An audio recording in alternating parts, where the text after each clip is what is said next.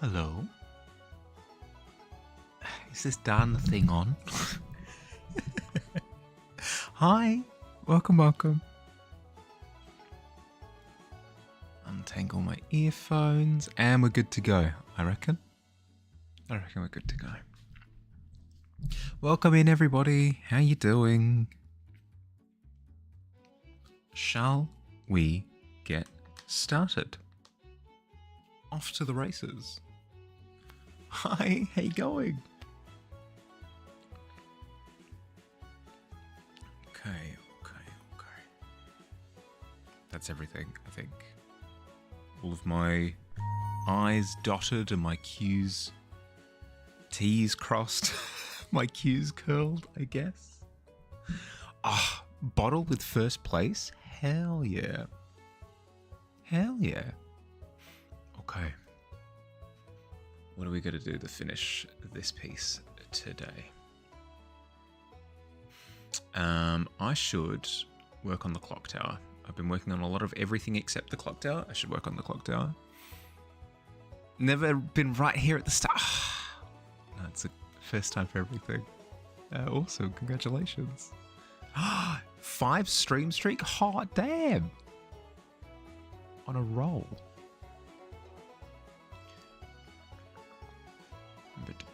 No, don't concentrate on anything else. Anything else except the clock tower. Only the clock tower. There is only clock tower. It's the only thing that exists. Bring up my little reference sheet over on the side. Okay.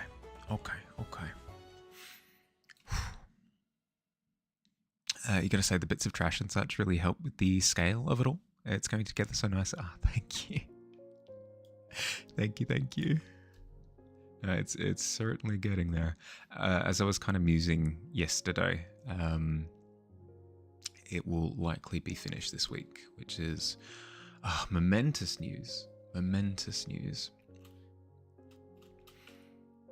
It's one of those pieces where the struggle has been real, but probably in a good way, in the sense that I've learned a ton. It just feels awful. It feels awful learning things. Learning things is one of the worst things you can possibly do. I don't recommend it. I hate learning things.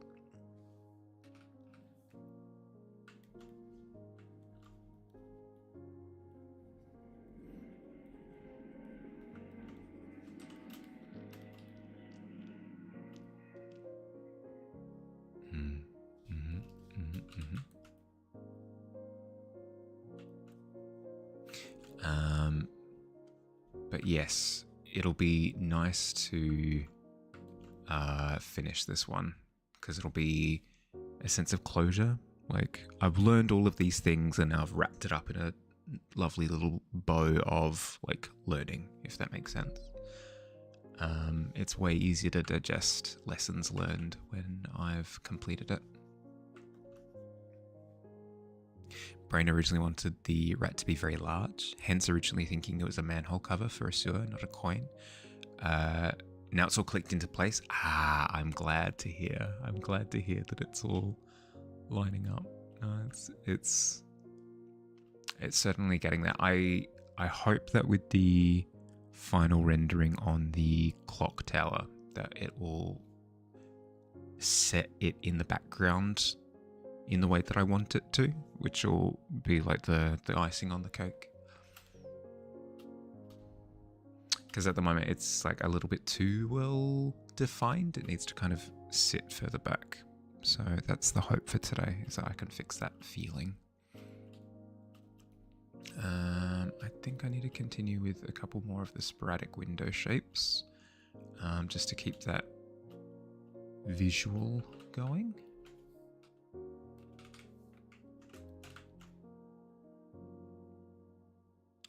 Obviously need to finish the cogs as well.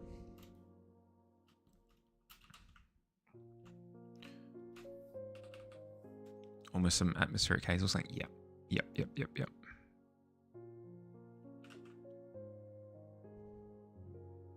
Wow, what was the atmospheric perspective? was the term that we ended up with last time. It was a 50-50 in my head as to whether it was atmospheric occlusion or atmospheric distortion, and it was neither. It was neither of those two things. It was, in fact, atmospheric perspective. So I'm going to... Oh. Howling Pixel, thank you for the follow. Thank you. Welcome to the tavern. How you going? How's your day been?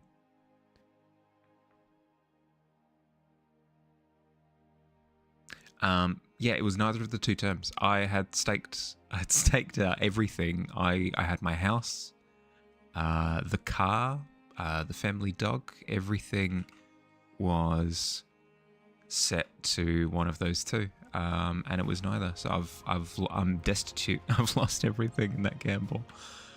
But hey, we have that knowledge now. We have that knowledge. It's atmospheric perspective. It's just that easy.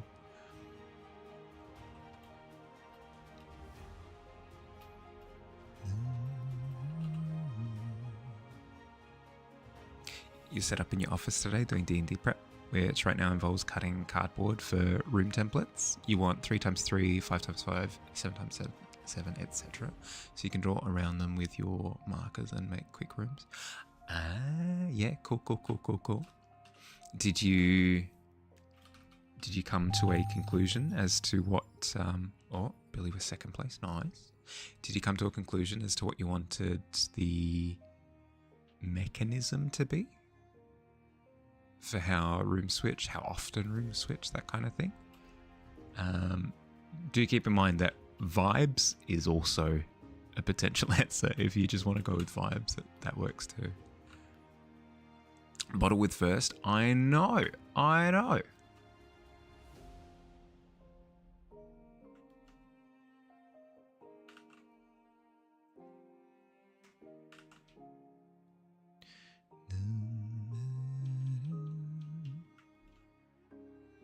Half vibes, half structure. Yeah, fair. Pff, Billy with the 18, good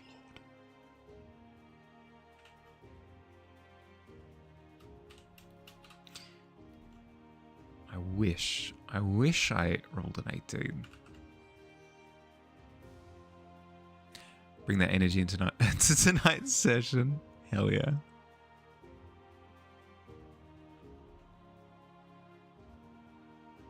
Half mechanics, half vibes.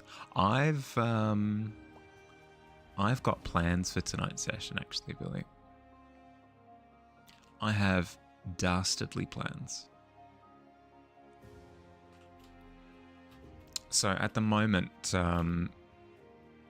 where we are in the dungeon, we've got, let's see, we've got a room here,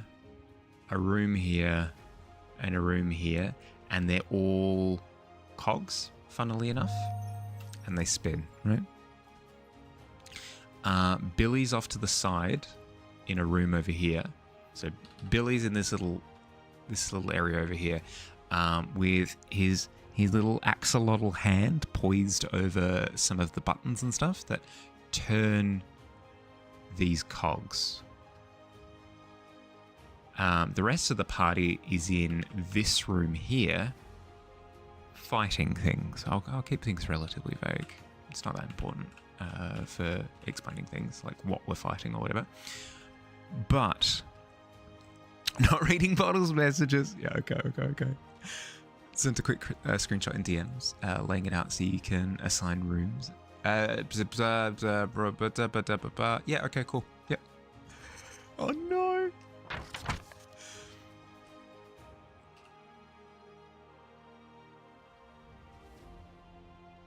She overheard. Oh no.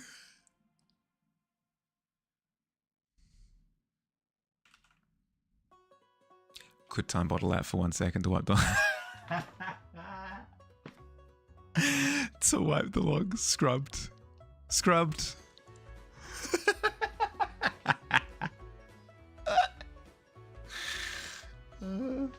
Oh god, that was terrifying. People in like trench coats just came in, chucked a black bag over Bottle's head and dragged him out of the tavern. It was horrifying. But yeah, D&D tonight for me and Billy. The party is in this room here, in this spinning cog. Billy is over here in a room ready to press buttons. It has been made apparent by our DM that when cogs spin, something happens in the rooms. Specifically, something lands in the middle. Again, I'm going to keep it relatively vague. My plan is to... I currently have telepathy active with Billy in the little room.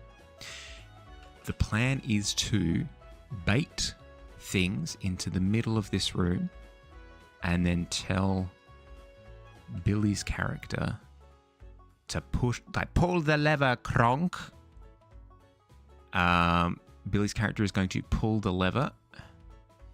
The rooms will spin and then something will happen. That's the plan. That's the plan in my head. So we'll see how well or poorly that goes. You're going to return to your house organizations. Leave us goblins to discuss your details. Okay. All right. Let us know if you're coming back in, okay? I'll yell spoilers and stuff. Pull the lever, Kronk. Just a happy humming in my head. Yeah, no, I anticipate that was the flavor. Good plan. That was my thought. There are a couple of caveats to that. In the heading off, bye Pixie. Good luck, have fun. Hate that guy. Sorry, can't help myself. There are a couple of caveats to the plan, though. Couple of caveats. One is that the cog that we're currently in has like a counter of things that we've killed. That it's lined up with another doorway. I have no idea as to whether or not that will ruin things if the room spins before we finish killing things. But I'm gonna suss it out a little bit. See how we go. Don't trust it because you can hear me on the TV or something. You think it's not safe? Fishing for information, I see. Pixie, if you can hear us, cough twice. I'm expecting the sound of hacking from the other room.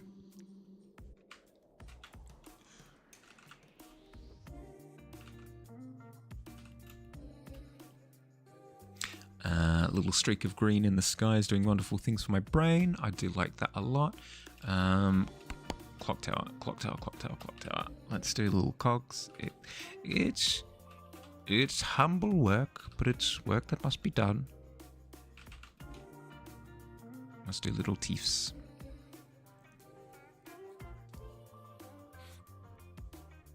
But yeah, Howling Pixel, if you can hear me, hope you're doing well. Hope your day's been good. I've had an excellent start to my day. I woke up, immediately turned on the episode 5 of Critical Role that just dropped this morning, and it's been an excellent slow start. I realised that I can't catch them live because they intercept with stream on Friday, which is what it is. But I can catch them first thing. Actually putting on headphones and music to block out the screaming, overstimulating, but yep, fair. Peach tree popping off. Absolutely. Oh no. Is that the split tables? Yes, episode 5 is officially split tables at this point. Still only 5 minutes into episode 2. Oh no. Episode 4 is when things really take flight, is probably the best way of describing it. Really recommend pushing to episode 4.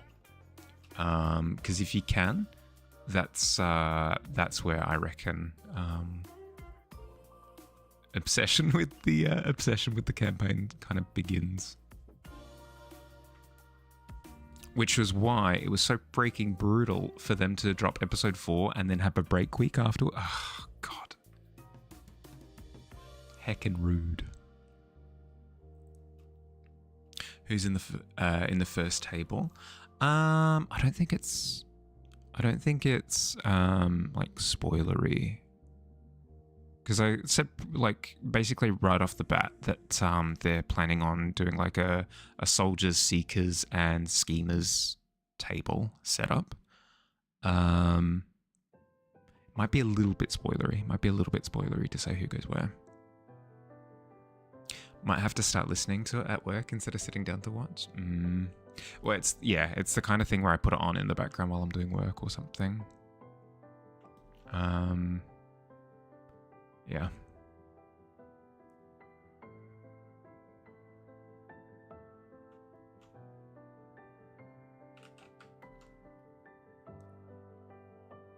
It was in the video, but you just forget. Bah, humbug. Okay, there are some elements to the table layout that are surprising. I'll say that much.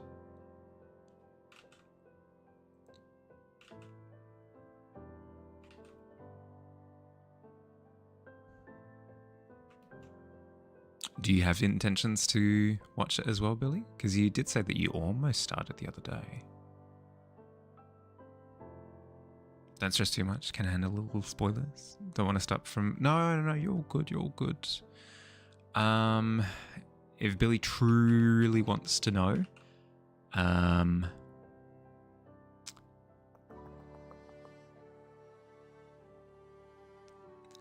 I'll keep things safe. Sam's character, whoever that happens to be, and Whitney's character, as well as, let's see, it's Sam, Whitney, Travis, Laura, and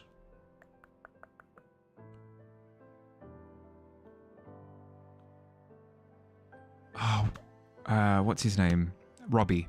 And Robbie, they're on the soldiers table, which is incredibly fun. I really, really, really like that dynamic. That's really, really, really, really fun to me. It's a good table. It's a good table. It's a solid table. Potentially going to be my favorite, given that I really like Sam's character.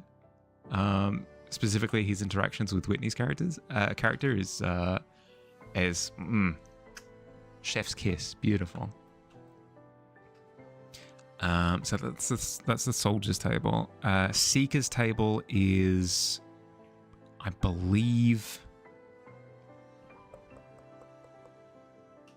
that's Alex's character. God, now I have to remember names, all of them. Alex's character. Oh God, I can't remember names.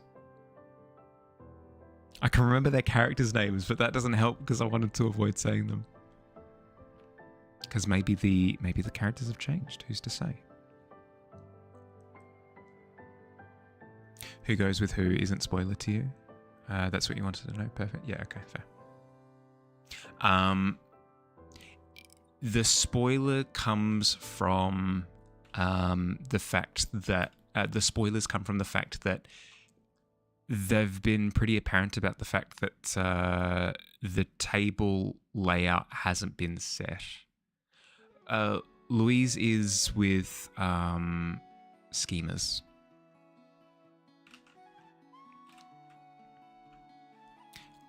They've been pretty transparent about the fact that the table layout hasn't been set. So who they ended up with was very whimsical. Like, oh, you guys want to go with each other? Cool. Yep, no, that's the case now. Which was really fun to see.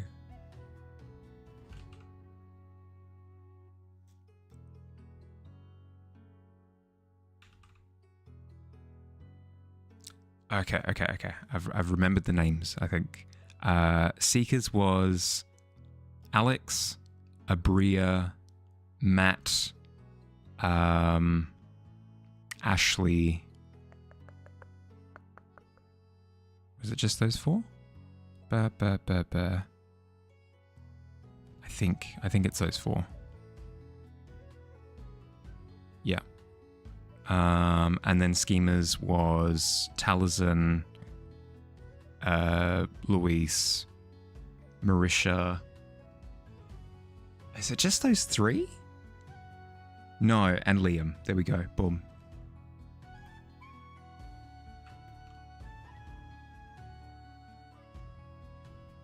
So yes, the soldiers' table is rather bloated in comparison in terms of player number, but only by one, right? I think.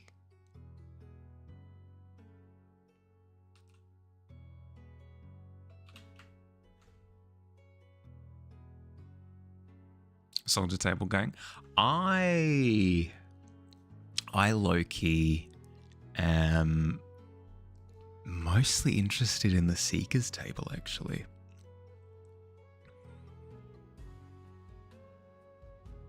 Unrelated, Pixie and you decided to go through the Daniel Craig Bond movies and finish them last night.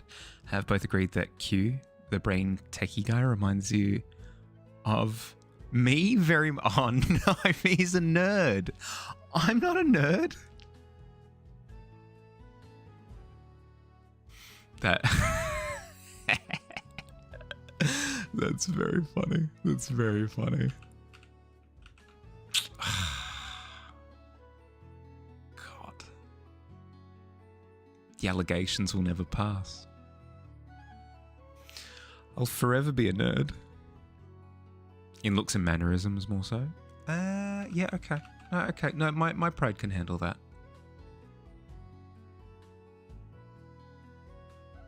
Because it was really cool, right? Where, yeah, no, things are starting to line up for me. Yeah, no, I understand. The scenes with Daniel Craig, you're like, oh, boring. Like, he's just like, I don't know, beating people up and punching people, whatever. But then the nerd turns up and you're like, oh, hell yeah. Sorry, the super cool guy turns up and you're like, oh, hell yeah. He's like super suave and stuff. Yeah, no, I get it. No, I get it. I'm with you now. I've lined things up. Can you get an opinion for something in your story? Yeah, of course.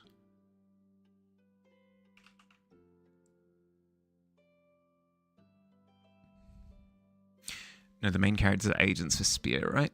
Well, you're thinking at some point in the story they do something actually illegal by accident, either trying to save somebody or trying to save Creature, and they end up actually becoming enemy number one in losing their place at Spear.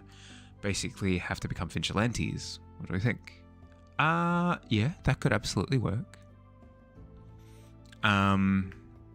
This is going to be a non-helpful answer, but it's the truth, so buckle in.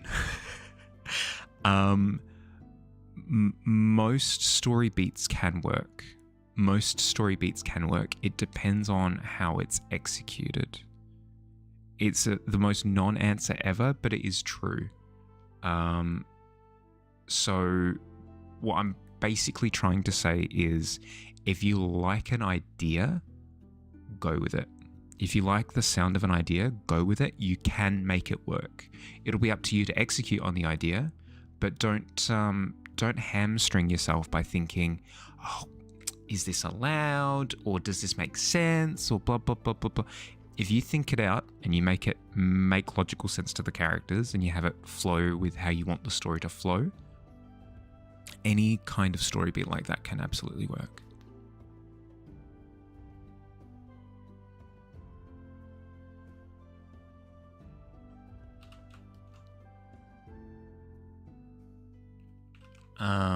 The reason why I point it out is because I don't want you to feel like there are right and wrong answers. Don't limit yourself to that. Think more in terms of what do you want the moral of the story to be? What do you want the message to be? What do you want the themes to be? If it lines up with that, then you're on the right path.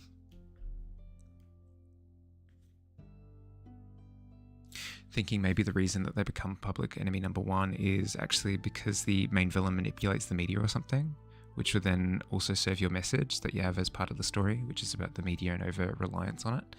How you can twist public perception. Yeah, perfect then. Yeah, no, nailed it. That speaks to exactly what I was saying before. If it speaks to the message of what you want the story to be about, hell yeah. Hell yeah, it works.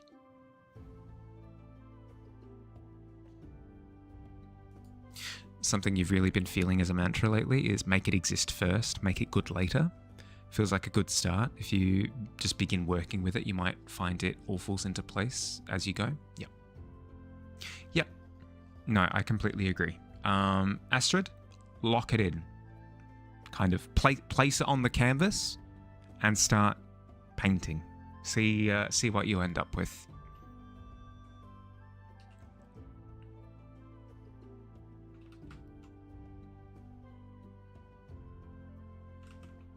Sorry, I know it's not as concrete as yes, that's perfect, do that. But it's one of those things where you're gonna have to plonk it on the canvas and mess with it. Yeah, no stress. Oh, adverts. David Beckham. Sports stink. I need it. I need that as an ad. I need an unironic David Beckham buy my stink advert. Cause it's basically what they all are, but they're not honest about it. I need some honesty. I need some honesty in my ads. David Beckham buy my stink.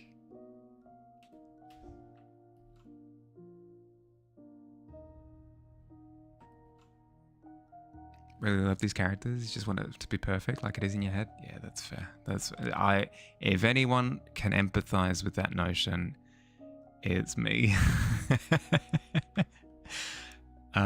Similarly, I get really solid ideas in my head as to what I want to do for an illustration, and then I really want to do justice by the idea. Incredibly relatable. Yeah. Yep.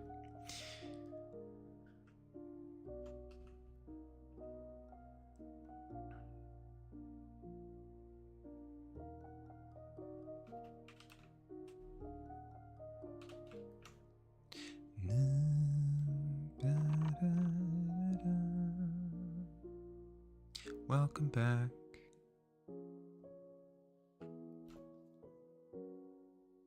Itchy nose.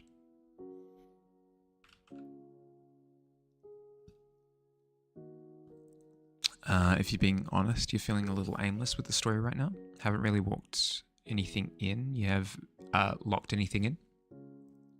Have vague ideas, but you really need to figure out what the trajectory of the story is, what you want to tell. You have the characters down, just not the thing, if it makes sense.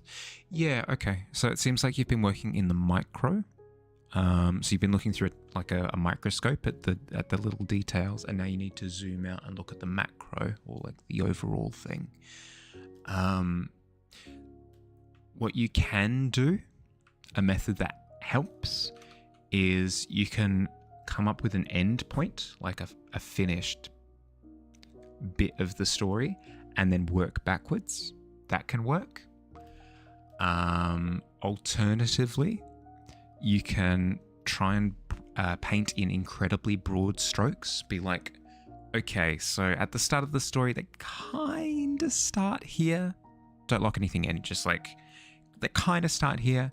Middle of the story, you want something drastic to happen. Like, for example, the middle of the story might be that they're painted as criminals. Like that could be the middle of the story. You kind of generally paint that shape, and then you paint out the end of the story. You might be like,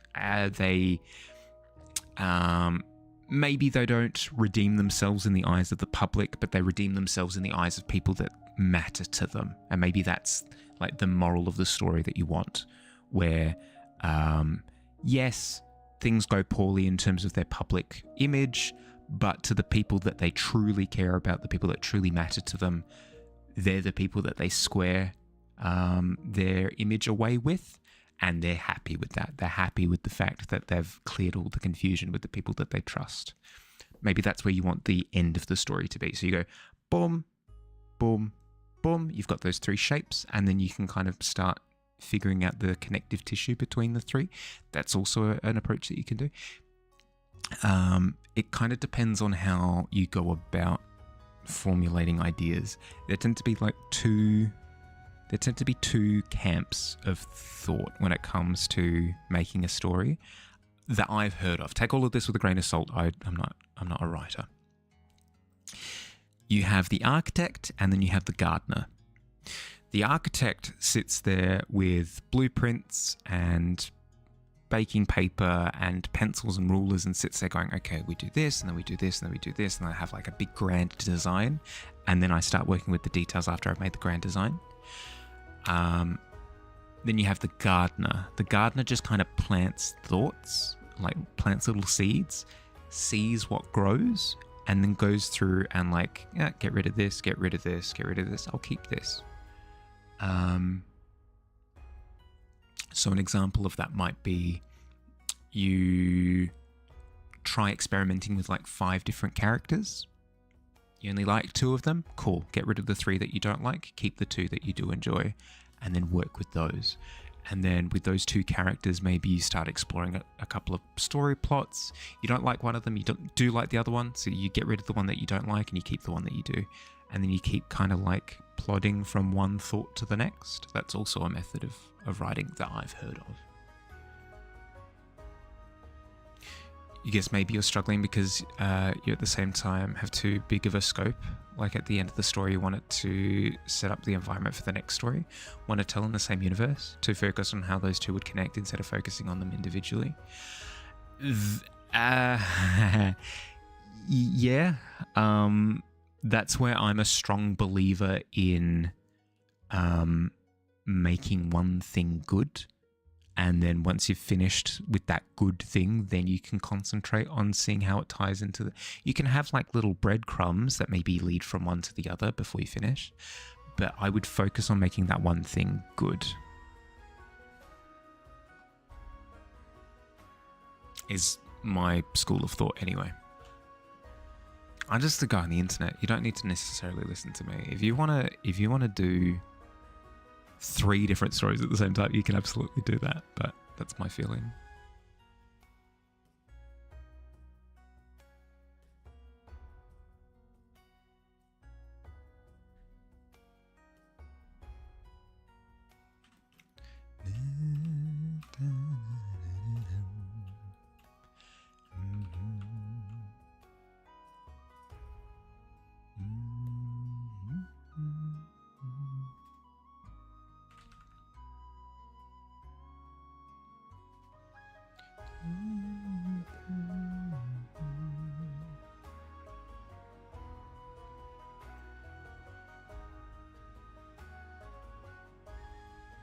Realize writing is kind of a form of insanity because you've made up this whole world and characters in your head and you believe that they're real. I mean, yeah, but Astrid, in your defense, maybe this isn't in your defense, maybe I'm making things worse by saying this, but if I were to get into writing, you know the Always Sunny in Philadelphia meme? You know this business? Where you've just got like a million things on the big whiteboard, but on the big like pin board behind you with like red string connecting everything together, and you're frantically pointing at different images, and you go, well, this connects to this connects to this, and then it's all a conspiracy. That's what I would do with my story, is I would have things pinned up all over the wall like a crazy person. So it's better than that, right? Bro, the internet guy, and he's sometimes non-committal advice. Yeah, sometimes. God, all the time. It's amazing. It's only for special occasions.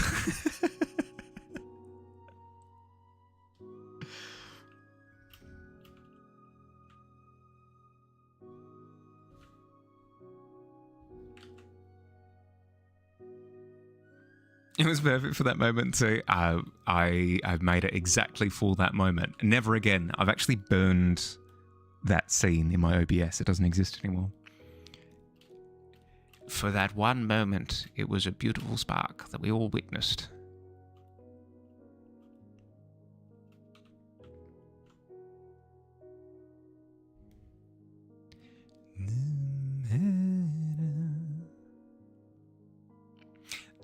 I tend to pull that baby out when whenever I'm particularly passionate about something.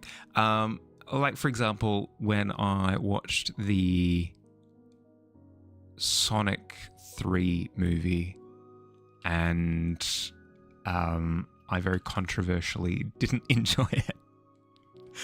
I may or may not have ranted for about half an hour. You also had a joke idea. You have a universe newspaper kind of similar to the New York Times called the Daily Oracle, and you want a background gag where you see a guy reading the newspaper, has a horoscope section on the back, and it says, today's horoscope is that your wife will leave you, and then he suddenly gets a call.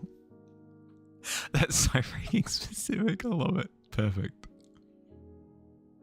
Perfection.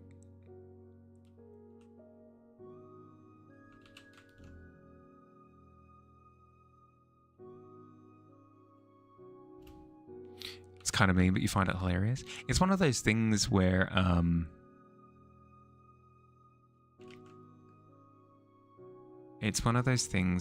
because this is for a written story, right? I'm not sure. It could work. I haven't read too many stories that have gags like that, but that's just like a genre difference. As the page was loading and your eyes were unfocused, but hyper forward those gears you thought made of wood for a second. Real wooden gears. Hell yeah. It's for a comic or animated series you want to make? Yeah, no, that's fair. Just keep being creative. Don't burden yourself with perfection. Correct. Yep. That's the golden piece of advice, Astrid, is don't aim for perfection. Aspire for it, like, for sure. Aspire, like, oh, I would love for my thing to be perfect. But don't hinder yourself aiming for it. Does that make sense? A very good example, because I baked cookies last week. It would be like baking a tray of cookies and then throwing it out because this tray of cookies isn't perfect. I need to bake another set. It's like, yeah, but like, when are you just going to sit down and enjoy the cookies, you know?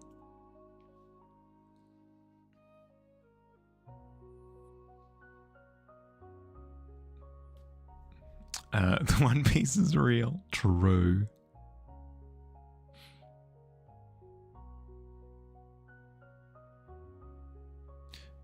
Few it's burst out in this recent D&D campaign where you found the medium that allowed it all to come out in a rush and suddenly it's tangible. Yep. And it speaks to that not needing to pursue perfection, where once it's real, once it's tangible, you actually get to like play with the thoughts, you know? But if you're constantly hamstringing yourself thinking like, oh no, I can't commit that to the page because that's not perfect, you won't end up with you'll end up with a blank page. That's what you'll end up with. What are we cooking today? We're almost finished with this rat. Almost. Getting there. I've decided to like finalize the clock tower in the background. I need to do the things with the gears, make sure that all the detail's there, but then eradicate the detail by adding like blur and stuff to it. So that's the plan for today. Hey, going unicorn. Thought it was a whole new piece. A whole new area of the piece. No, I've been toiling away at this one for longer than I should, because it's one of those pieces where I didn't intend for it to be a particularly difficult one, but then I obviously decided to add unique elements to it that would challenge me in unique and fun ways, which means that I'm learning a ton, but it's also taking hecking ages. But not bad. Like, I've come to learn that I need to not worry about it too much. I need to just plod away at it. And if it's terrible viewing, I apologize. But I need to... Because the thing that I struggled with for ages was, oh, this image is taking ages. I'll retire it and I'll start working on something else because it's boring to watch. But I kept hitting like skill ceilings that way because I was never pushing myself. So I've committed to just committing to things, I guess. So if it's a little monotonous, I apologize, but it's what we're doing. Oh, that was a fun angle. Committing to committing 100%.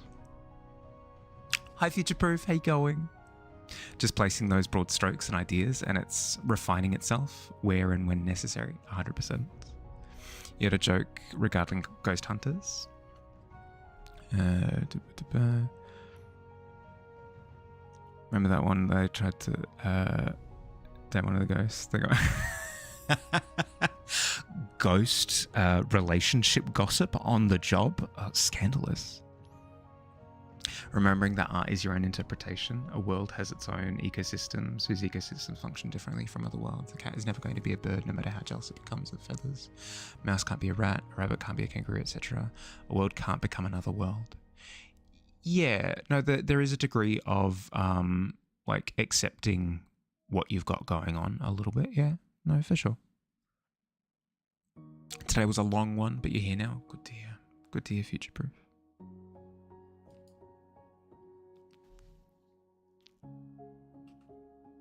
You've survived. You've lasted through the slaughter, and you emerge a stronger being for it.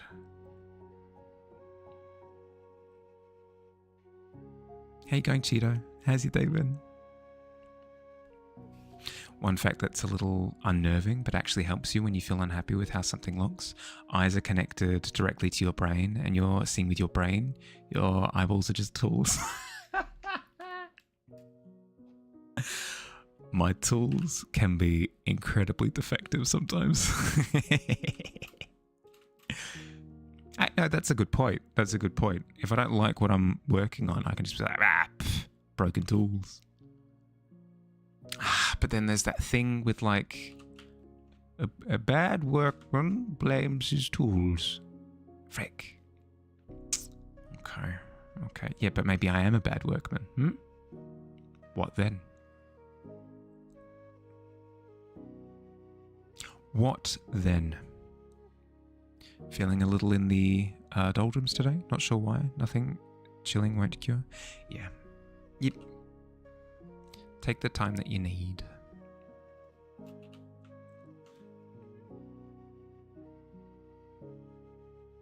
Any plans for this week? An artist is only as good as their last piece haunts you. Yeah. Yep. But I need to throw that out with prejudice. I need to take that concept. I need to take that concept of an artist is only as good as their last piece, and I need to hurl it into the horizon because it doesn't actually map onto reality. Because if an artist has that mindset, they're never going to improve. Because you know what? You know where improvement comes from? You know where growth comes from? Risk-taking. And you know what disincentivizes risk-taking? Being concerned with how something looks at the end of the day. So you kind of have to take that notion of everything needs to be perfect and hurl it into the Hudson. Ooh. A corrupted pencil. Okay. Hell yeah.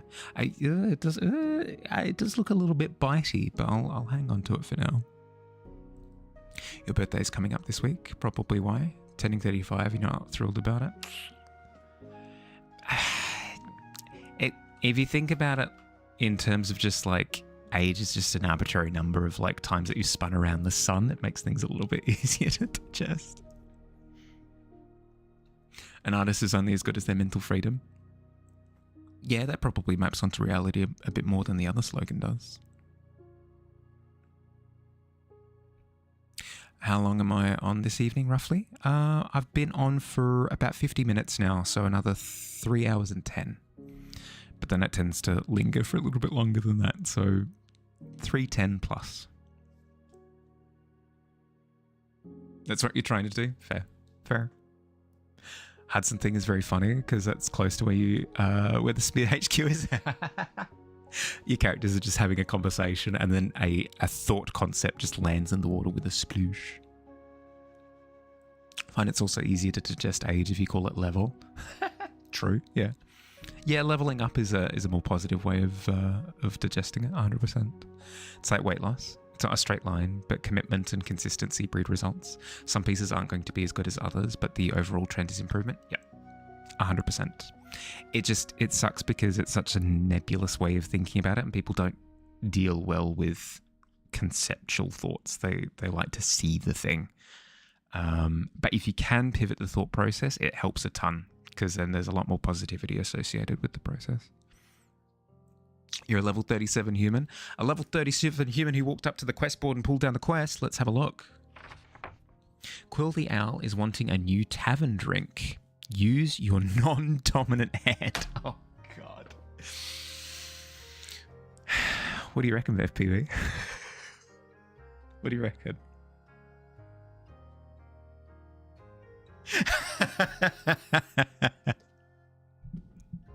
That's more than fair.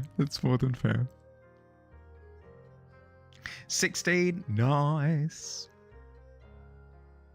Was that a thought somebody just threw out of their third story building? Yeah. Your right hand is effing useless. That's fair. Much more fun to age if you have a life goal of living to a certain high age, because then every time you have a birthday, you get to dance that you're 1 year closer. 1 year closer to your goal of 104. Hey, there you go. Goals. Are you worried? Do we get paid to worry about that? Wait, you get paid? Let the record show you still have never denied a quest. This will be stricken. Okay. No, that's fair. Off the books. It's just between you and me, okay? I will say, though, FPV,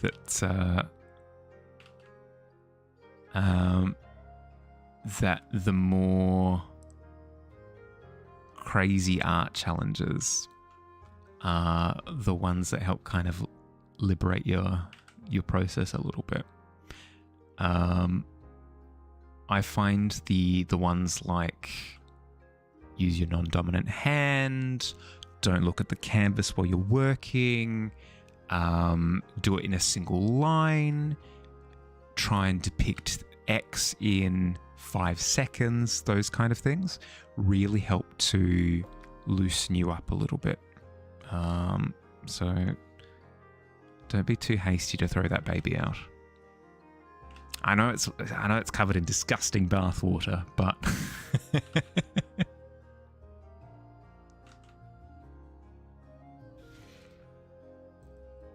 constantly think about this vine when you think about Cassie. Hey guys, I'm going to hit the books with a baseball bat. All right, we're good, let's go.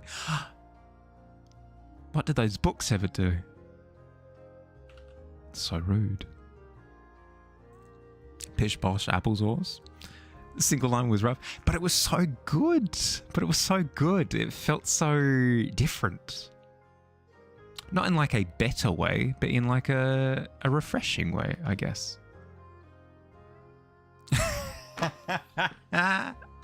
You can't hit me with the no you on a compliment. Maliciously. Trying to draw a specific well-known scene on a paper plate that is sitting on your head is a great challenge. Yeah, like little challenges like that can help you consider things, like consider thought processes and stuff that you wouldn't normally. It's not that you'd whip them out during during an illustration or something. It's not like you'd be like, oh, well, I'm working on this clock tower and it's not going exactly per the way that I want it to, so I'm going to switch to my non-dominant hand and then try and do scribbles. It's not. It's not the benefit. The benefit is more that it you get to see what looser, unfamiliar lines feel like. You get to kind of try and get your ideas on page with a tool that's less refined, and then maybe you can see where some of your habits are and aren't with your practiced hand. It's interesting. The books were boring. I don't know, matter of perspective. I like a good book. Non-dominant hand is the same as your dominant hand, but slower. Ambidexterity, or have you trained your non-dominant hand?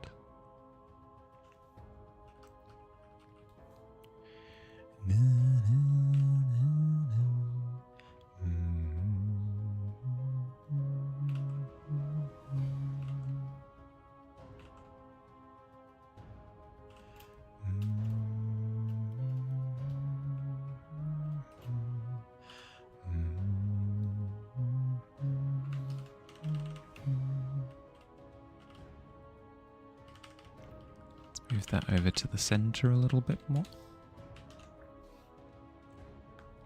You had a Halloween episode idea, and the costume idea for Cassie was her to dress up as a Magneto. Oh, yeah, you could. Boop, boop, boop. Ambidextrous in your childhood. Seizures messed that skill up for you a little. You've tried training it ever since it got messed up. That sensation in your right hand. Don't feel it correctly anymore. It's kind of like a fog limb. I've never had true ambidexterity, so I am a bit jealous. I'm stronger in my non-dominant hand than maybe average, but true ambidexterity is a skill that I've never had. No.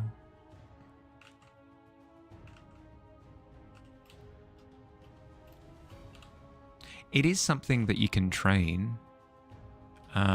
Maybe not true ambidexterity again, but like you can definitely get strong with your non-dominant hand.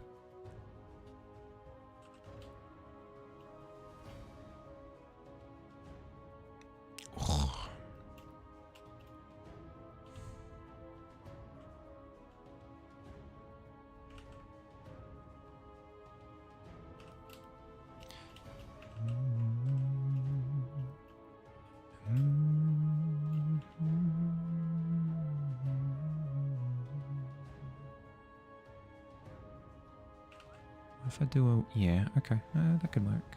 If I do little wedges. Yeah, I can do wedges.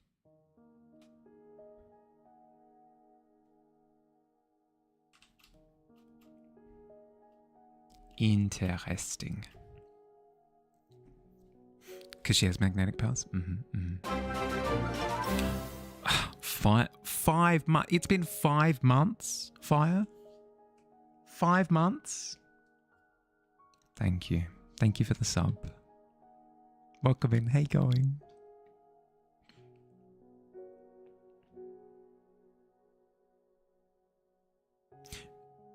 Or Jason Voorhees is another idea. A classic Halloween costume. Able to ride it pretty okay, but because of the fogginess, it can't go too fast or it might spaz out. Yeah, fair. Your non-dominant hand feels like it's controlled by some otherworldly entity that figured it would see what having hands would be like for the first time. Yeah, that's pretty accurate. That's pretty accurate. Like if I tried to draw with my left hand, it feels like my hand is reverted to 3-year-old. I can. Oh, let's see. Can I even draw a smiley face? Let's see. Best attempt at a smiley face with left hand. Let's go. Oh god, it feels so alien. A little dot for an eye. Another little dot for an eye. Oh god, the amount of concentration that's required. Hey, yeah. Oh. Ooh. Is this a regular smiley face? Or is this the Joker? Oh, it could be the Joker, actually. Yeah, why so serious? Ooh, and then, a bit of a manic eyebrow situation. Aha, and then maybe a nose as well. This is fun. couple of cheeky ears on the side. I'm getting distracted.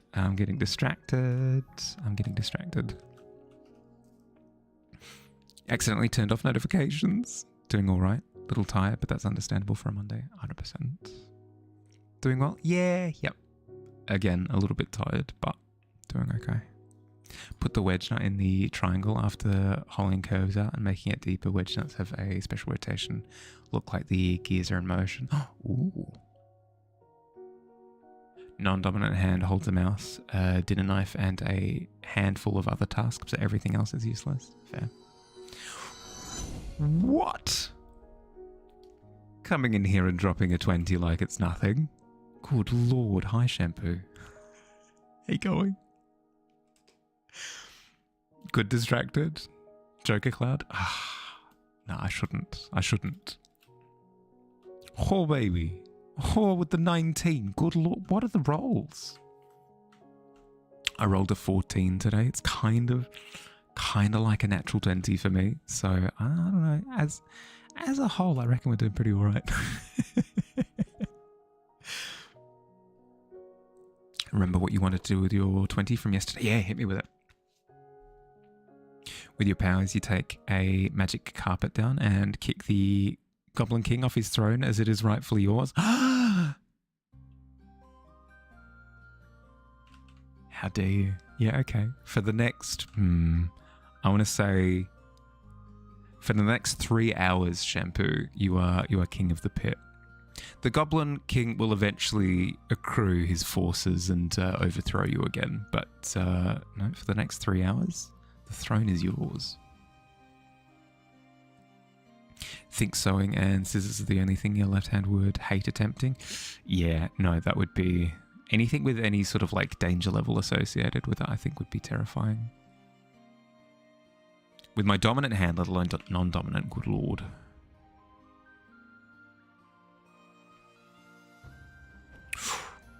Nice. See, like the rolls are treating us well tonight. Today. God, time. Sewing left-handed is not that bad. Really? But this is coming from a sewing novice. Like I can do basic like cross stitch and then like parallel stitches, but the thought of doing that with non-dominant hand is maybe terrifying. Not because of terror, just scissors are designed for right hand. Usually makes it need certain levels of dex to fandangle.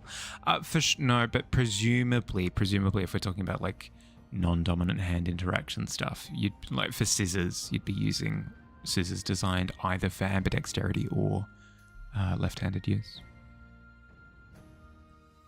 You want to pull a silly prank on Tedward, where a piece of yarn is stuck to his sleeve cuff. Every time he plucks it off, another replaces the artery and looks away. Brilliant. Yeah, let it be done. Absolute paranoia. Hi Stewie, how you going? Might be biased. You're ambidextrous, but right hand. But you write and draw with your right hand. You use left-handed scissors. Yeah, okay.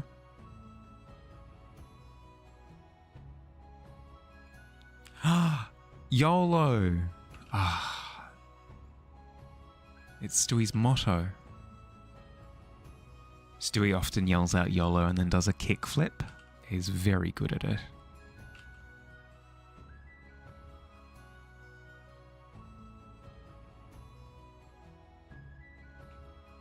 You were ambidextrous once. Seizure made your left hand foggy. Yeah. Yep. Oh, 12 isn't bad. 12 is not bad. Stewie, what does your kickflip look like? Roll the d20. Let's see it. Let's see the kickflip.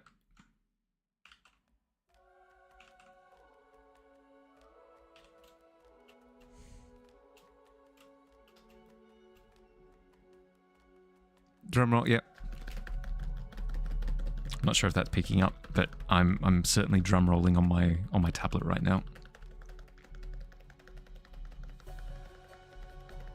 It's only so long that I can keep this drum roll up for. Come on, Stu, I believe in you. You got told so many times as a kid to choose which hand to write with because you kept forgetting left and right. You were instructed that you'd remember which one was left or right if you chose one to be the one for writing. Really? You can't? You finished on a 20 last time? You're You're sitting on it? No, that's fair. That's fair. That's fair. Interesting to hear that it was based on your writing hand. Weirdly enough, I figured out my left and right based on where my breast pocket was on my shirt. Yeah, like my breast pocket was always on my left side, so I stapled that to my brain, and that's how it's cemented. I think your mum was annoyed that you'd swapped so much. Fair. House will never win with that win that hand back. True. No, good. It's a good mentality to have, Stewie. I won bank off the house. Excellent. Sweet. I'm going to sit on it. Frick you, house. House always wins. In your dreams, house.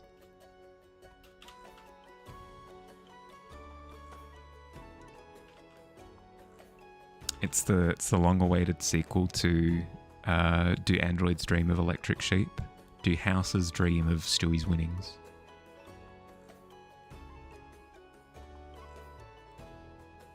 Thinking your memory is very textile and image-based. Your hand remembers how to spell even when you don't. If you can't spell something, you'll type it in the air to remember. That's fair.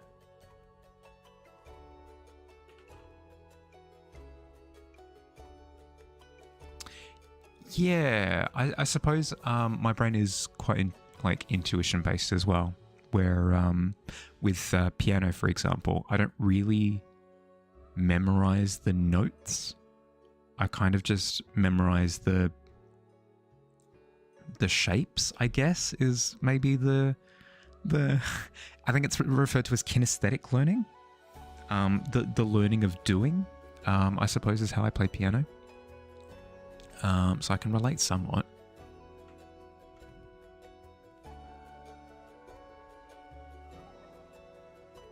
Saying words, you see how they're spelled when you choose them to say aloud. Yeah, fair. I tend to find that it hinders my memory of words. Like, I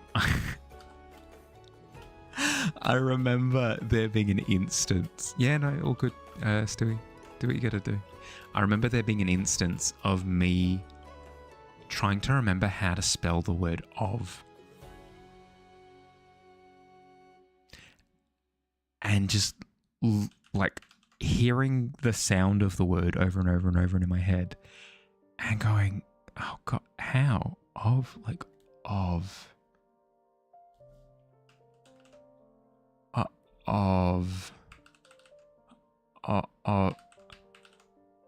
Oh, no, that's an F. No, that's not right.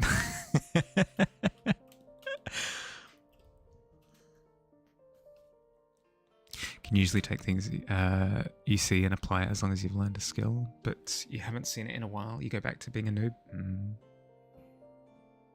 Your brain mentally spells it with a V. Yep. Your brother and you grew up in a time where writing with your left hand was very discouraged. Your brother is most likely left side dominant. He did everything with his left side. Throw, kick, using utensils, etc. He writes with his right hand and his handwriting is questionable. Makes you wonder if his handwriting would have been better if he'd been allowed to use his left hand. Yeah, no, totally. I should have written with my left hand too. That's why my handwriting is that's why my handwriting's bad, because they forced me to be bad at it.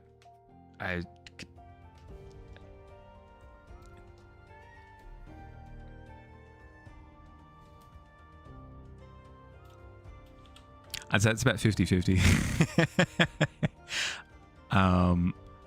Coming coming from somebody who has terrible handwriting in his dominant hand. Probably a case of his handwriting would be better in his natural dominant hand, but also sometimes your handwriting can just be bad.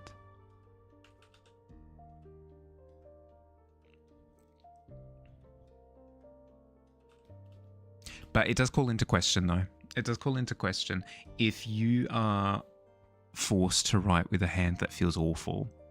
Are you compelled to improve at your handwriting? Probably not, right? But if writing feels good, then maybe you are. So maybe it wouldn't have automatically made his handwriting better, but maybe it would have encouraged him to pursue it. Non-dominant magma challenge, yeah. On Friday, yeah, potentially. You're back, baby. Welcome back. The nun used to slap you and say, said not to use the evil hand when you wrote with loud. No.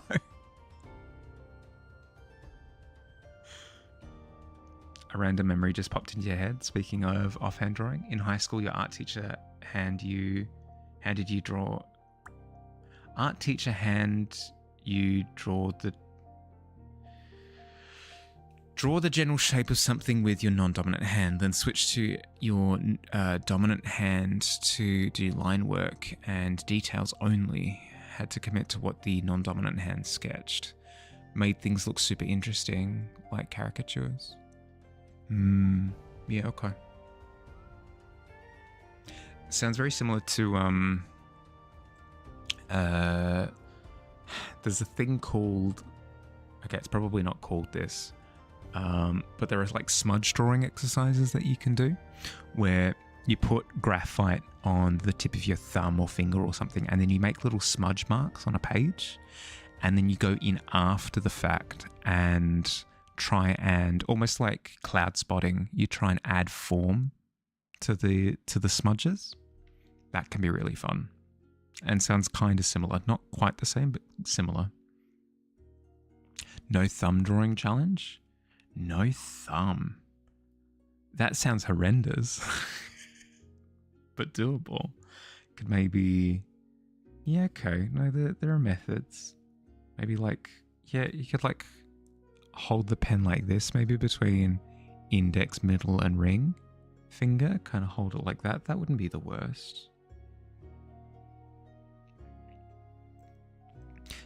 Tape your thumb to your index and try and draw like that. I had to write your meds time and stuff with your hand that was taped. So it'd be funny to write without your thumb. So you did that instead of using your line. I mean, it helps with lateral thinking. That's exactly how you held it? Hell yeah. Okay, there you go. Boom.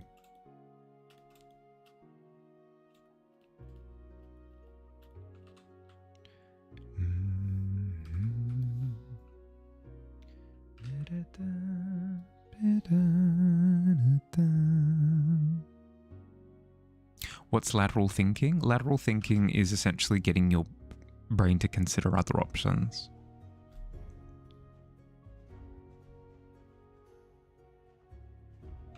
I can get dear Google, I can get an exact definition for you. Dear Google, what is lateral thinking, please? Lots of love, Mahali. Wikipedia, lateral thinking, here we go.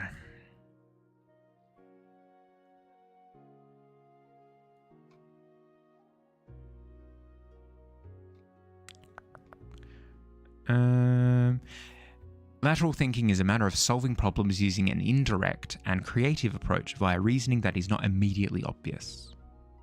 Yeah. So kind of what I said, but with more words. Please and sorry, please and thank you.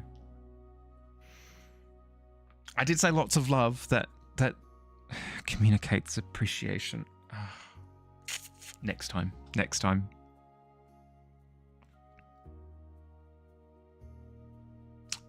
Your work thinks in circles. Oh no.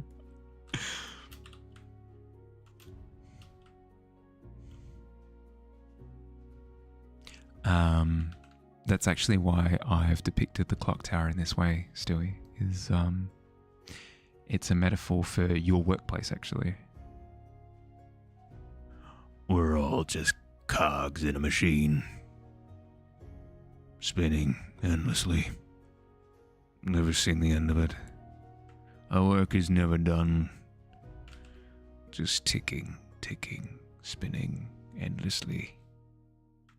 Just to wind a clock that we never see the light of day.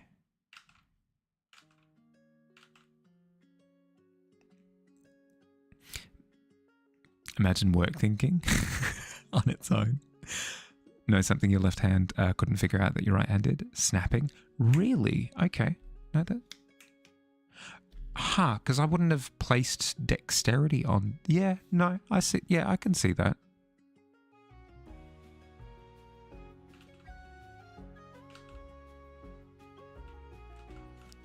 Your machine is a carousel. With like the horses and the lights and the music. That's fun. Gives like a circus vibe. That's true.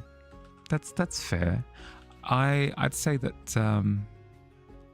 my brain kind of is very carousel-like.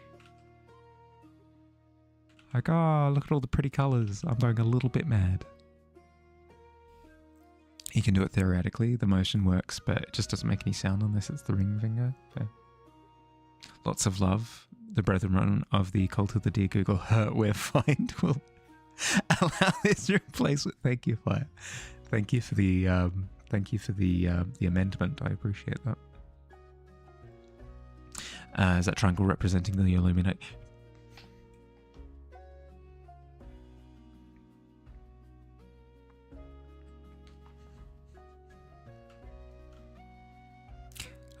Muffled more than your right hand either way, though. Yeah, fair.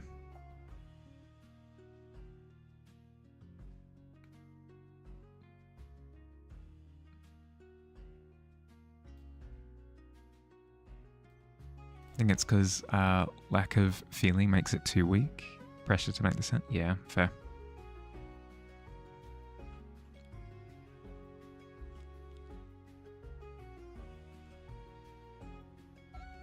Because that's what makes the sound is the strength of the flick into the palm of it, like the crook of the palm of your hand and the other finger that it's making collision with. So if you don't have enough strength in the finger, then it wouldn't make any sound. Yeah. Was a pigeon manning the carousel, but it got distracted by pizza. Oh no.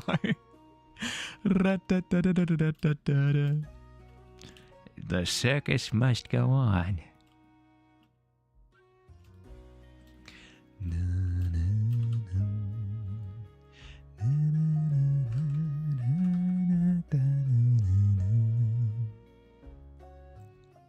Accidentally, absent-mindedly tattooed your left hand. Didn't feel it until the needle poked your tendon accidentally, and then you realised, oh no! Needed said tattoo anyway, fair.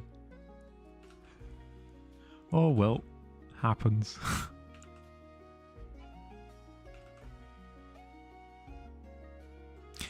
But your husband and you were going to get them done professionally? Did you still get it, like, fixed professionally?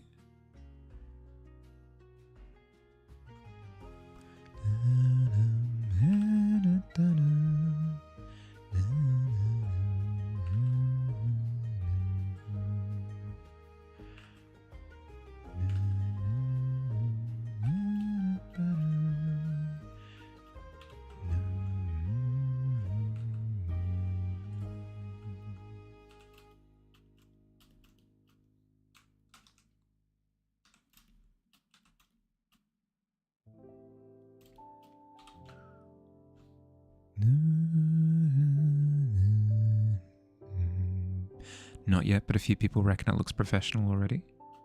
Yeah, okay. Well, I mean, if you're happy with it. Need to find a tattooist that you can both trust and afford. Fair.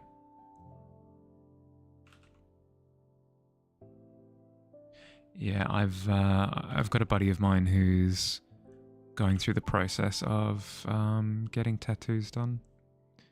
And it seems like a whole ordeal, tattoo, specifically the trust bit of like, I have an idea and I communicate it to you, and then I trust that you kind of get where I'm coming at it from, you know?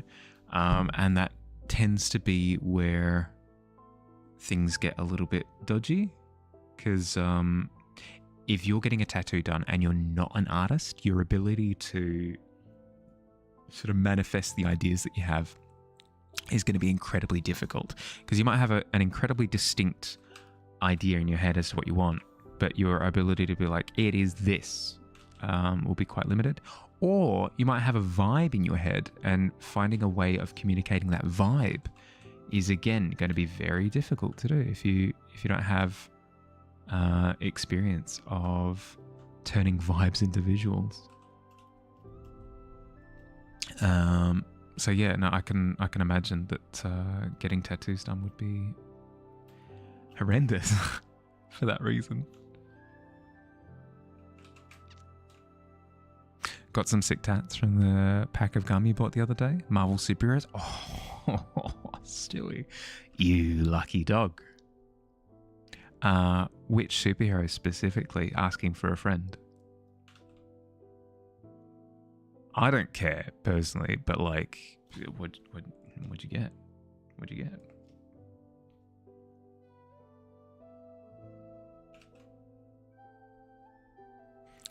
And if it was Moon Knight, yes, please. I'll again take it off your heads for a friend. Just a line around the ring finger, to be fair. Fair. Am I the friend? No, never. No, me? Friends with myself? God, no, absolutely not. Spider-Man and Iron Man. Oh. Spider-Man and Iron Man, you say? Well, my friend actually quite likes Iron Man. So, like, good for him, I guess.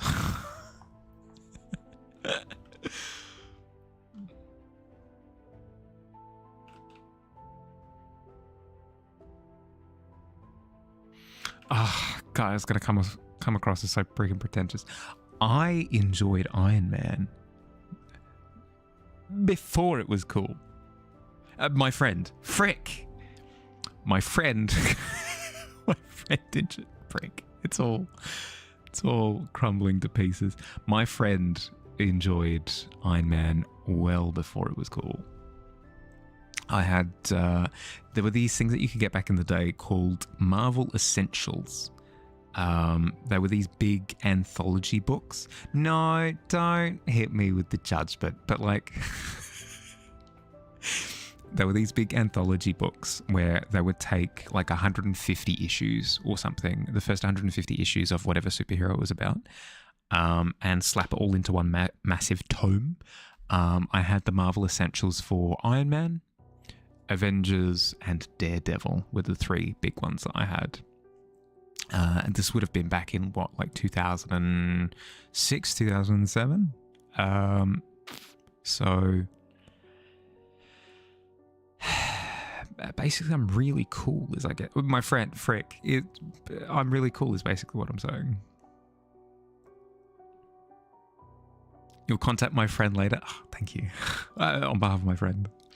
I think it's important to choose a tattoo artist whose style you like. In the end, it's their art on your body.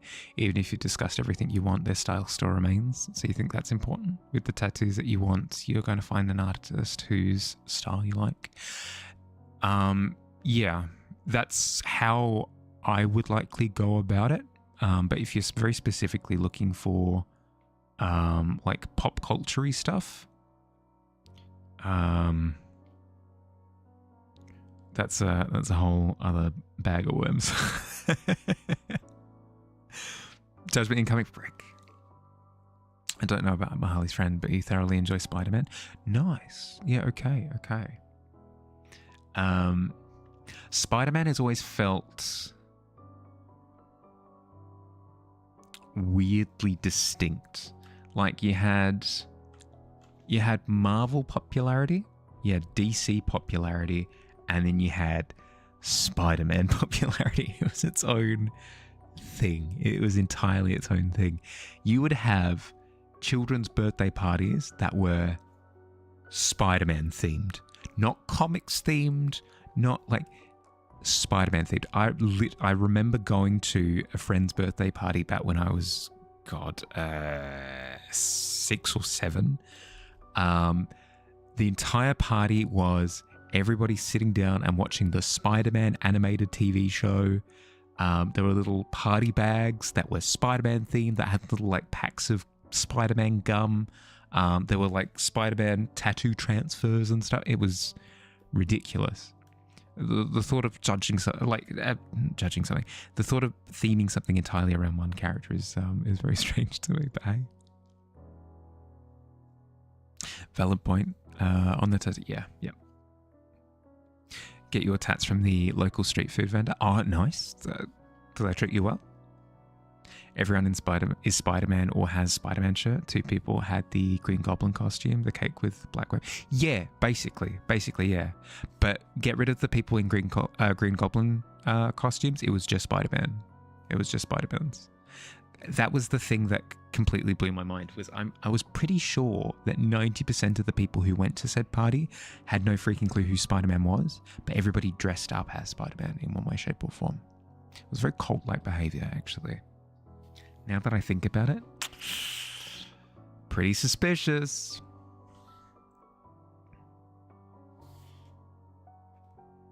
Don't remember fully, but you're pretty sure you've been to one of those parties?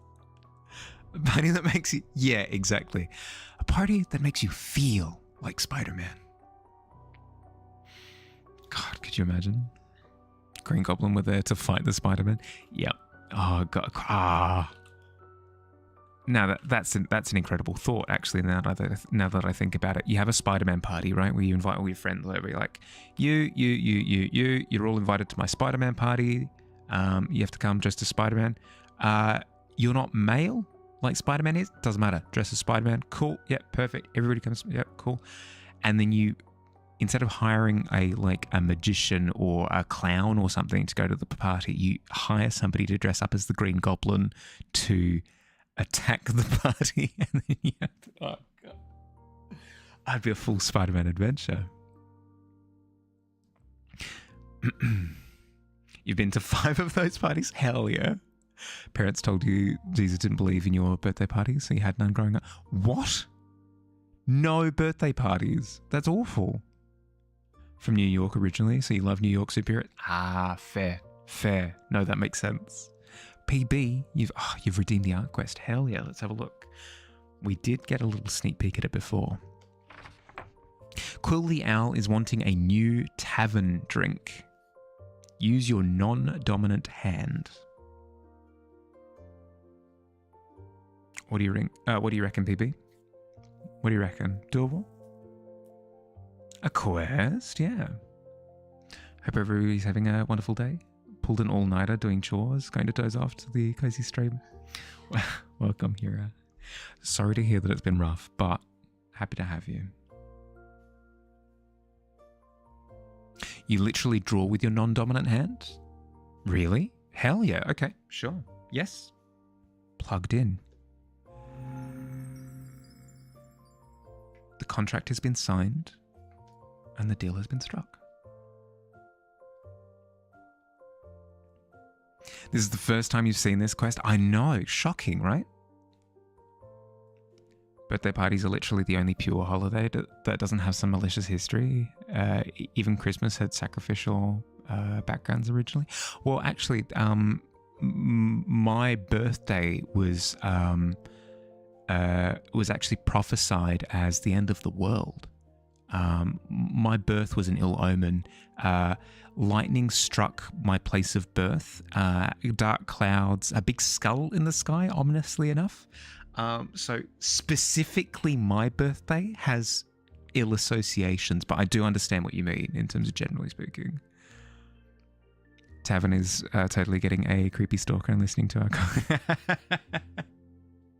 Tavern is being a creepy stalker. I mean, the Tavern do what it want. That explains... How dare you? I'm a little bundle of joy, and I won't I won't accept otherwise.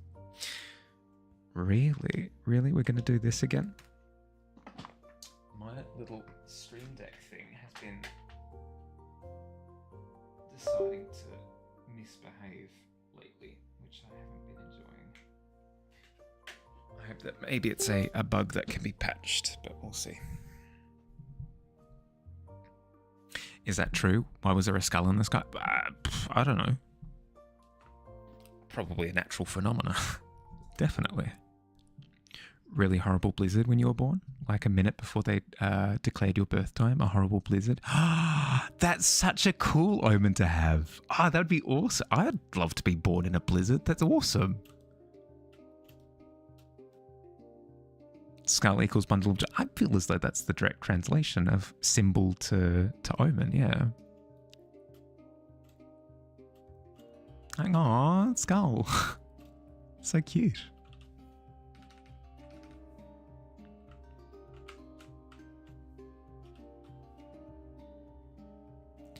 Why I said definitely, I'm not sure if I'm being incredibly sarcastic. Sorry. It's my style of humor. If you're ever confused, please just feel free to ask.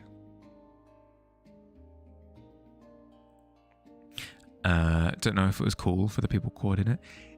True, but if I were to have an omen associated with my birth, I think Blizzard would absolutely be it. Is that why I invited you to my birthday with a Tavern? Stewie, I told you they were just some friends, all right? Just because you don't understand their cloak culture doesn't mean that doesn't mean you can judge them for being like evil and sacrificial and stuff, you know.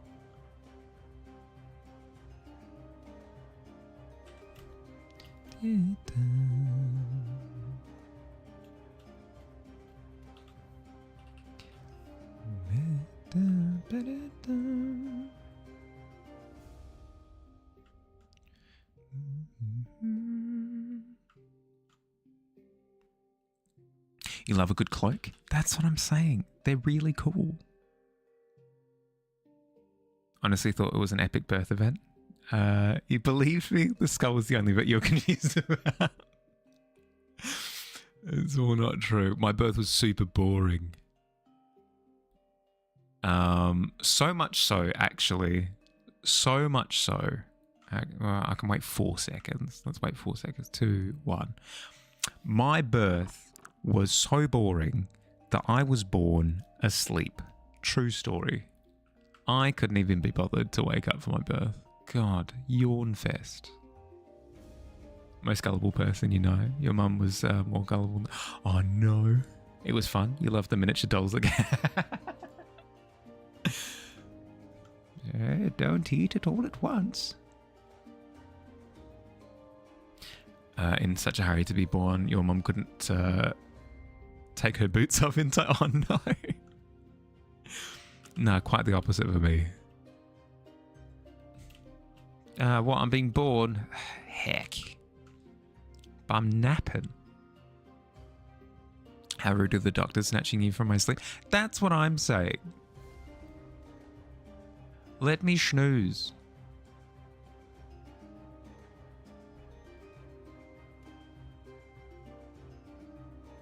Just imagine the scene from The Lion King where Simba is raised up above the crowd of animals and he's just like, give me 5.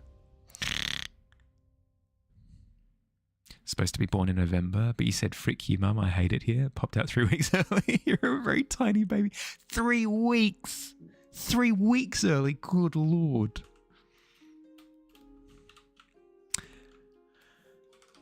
That explains a lot.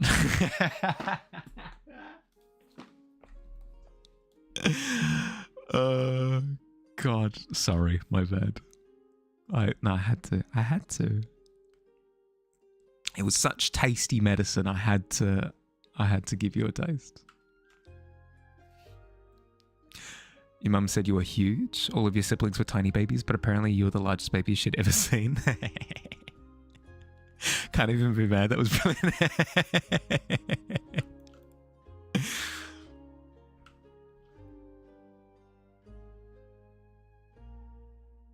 I think I was a little bit early. I think I was like a week early or something. Not 3 weeks. Good lord. You were born sick, technically blue. Weren't thrilled about not breathing liquids. Ugh. Breathing what? Gas. God, that's gross, isn't it?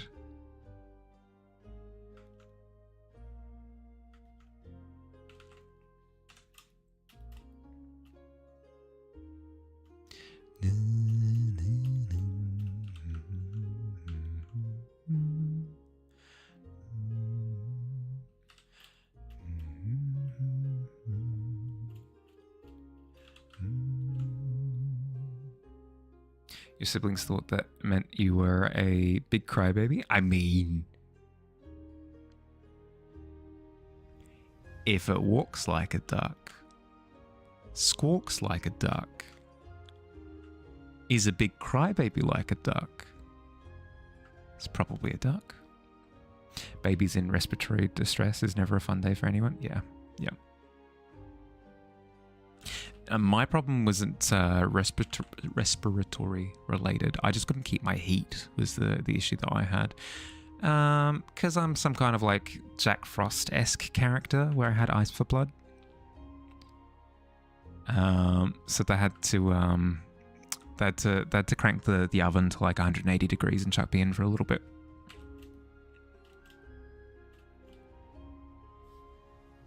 Coolest story is technically you were born twice. When you were 12, you had a really bad asthma attack and died for 2 minutes. That makes you so cool. You're like a lich. That's awesome.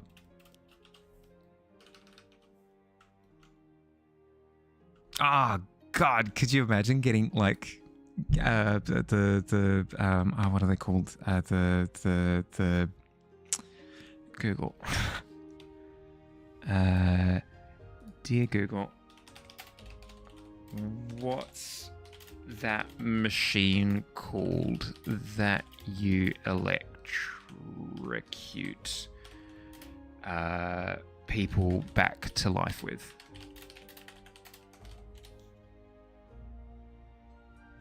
Defibrillators, that's what they're called.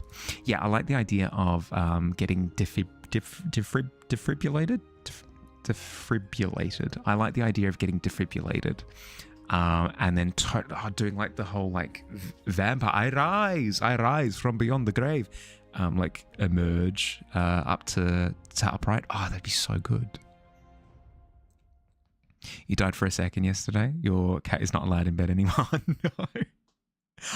PB. Let's see it. New drink. Green sludge and gravitational grape juice. Green sludge is from nobody knows, probably from the sewer of the pit. Gravitational grapes are found in the caves under the pit, grow naturally and are grown in other caves, albeit invasively. Okay. Gravitational grapes, hell yeah. Whoop. Come on, Windows 11, don't piss me off. I'll get angry. There we go. I do like the multi-tiered nature of it. Very much like an oil and vinegar type interaction where you have one floating on top of the other. That's really well done. Good job on completing the quest. Your last memory before waking in the hospital was watching VeggieTales. Oh no. My last memory was VeggieTales. She suffocated you into passing out. You had a... Oh no! God. Murderous cat. Funny story about being brought back from the dead. Your grandpa was declared dead twice, a couple months apart, due to heart stuff. Second time they brought him back, he was pissed at them because he said death was very peaceful. So he made sure his chart had DNR in it. No. Did not request. Liched them.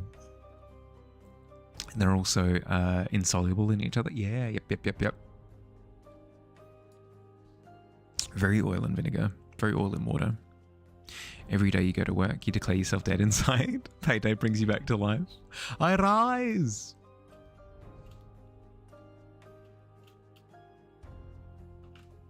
I'm looking for any sort of excuse to do the Vampire Rise. It'd be so good. Gravitational grapes actually, like anti-grav grapes, would help with that process, I think. Pull things together, and 50 squished gravitational grapes can cause a black hole due to their seeds. Heck.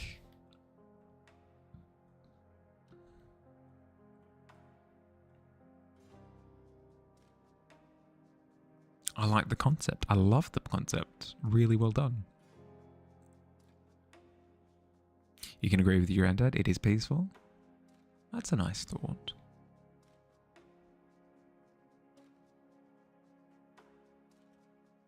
The raisin forms of the grapes are actually really tasty, according to the pit bartender. Really? Well, I'll have to try them. Surprised that I haven't heard of them before. Maybe gravitational grapes is why the planet is not together. It was a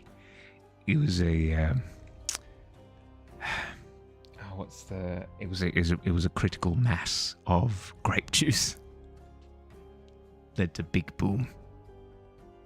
Is it a small black hole? Like tiny just pulls nearby dust into it, then collapses? I'd imagine so. It would depend on how many grapes, I presume. It would depend on how many grapes. Too much grape juice, yeah. Well, that's actually, I explained to my parents that's why I failed my exams in year 12, was too much grape juice. They were not pleased with the explanation.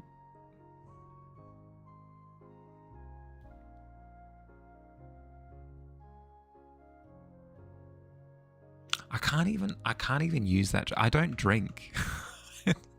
It'd be funny if I was an alcoholic, but I'm not, unfortunately. Sad times.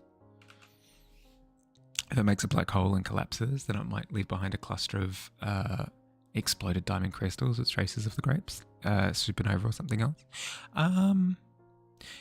The supernovae are from like huge collapses.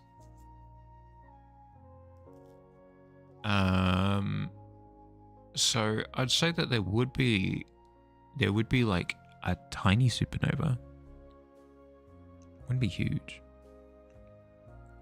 Got to be careful with H gravitational grape juice. Yeah.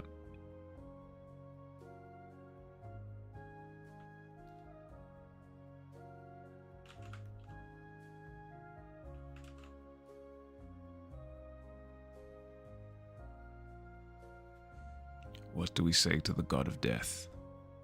I've heard it's peaceful.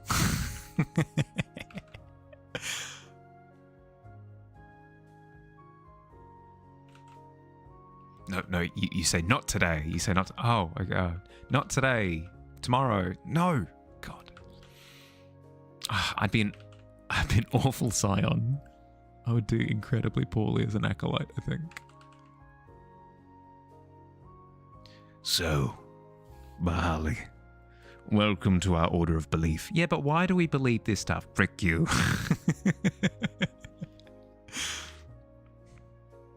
Consuming grav grapes sounds like a great way to float across chasms. Have to hold your mouth as you do, because as they do puke out and drop you into the void. Yeah, true. Good point.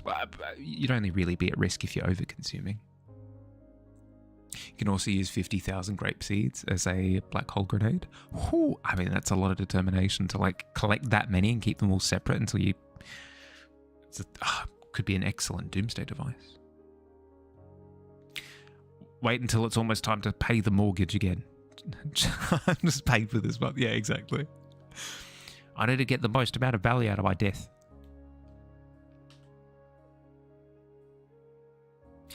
If they defy gravity, then they're going to just go up if you're going down. Well, if the video game peak is anything to go by, there are degrees of defying gravity. If you defy gravity just a little bit, it means that you get bigger jumps. You do hit like a horizon line, where an event horizon where you're defying gravity enough to where you just start floating upwards. But that wouldn't be the default, I don't think. Oh no. Get away from it, PB.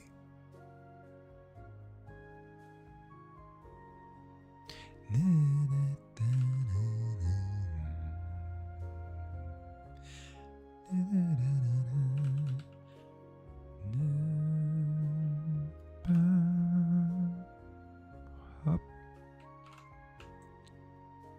We squish that cog. Get squished. Perfect.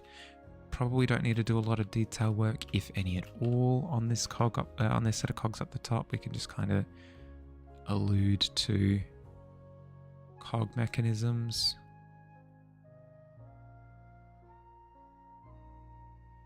The more important thing will be to actually put detail work on the face of the cog in the same way that we did that one there. We can do maybe a square on this one. That would be quite fun.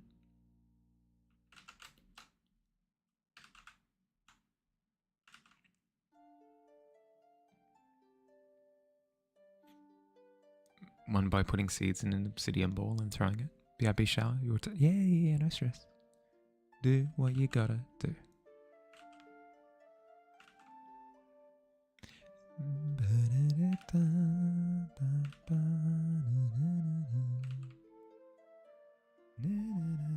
Hi Laz, how you going?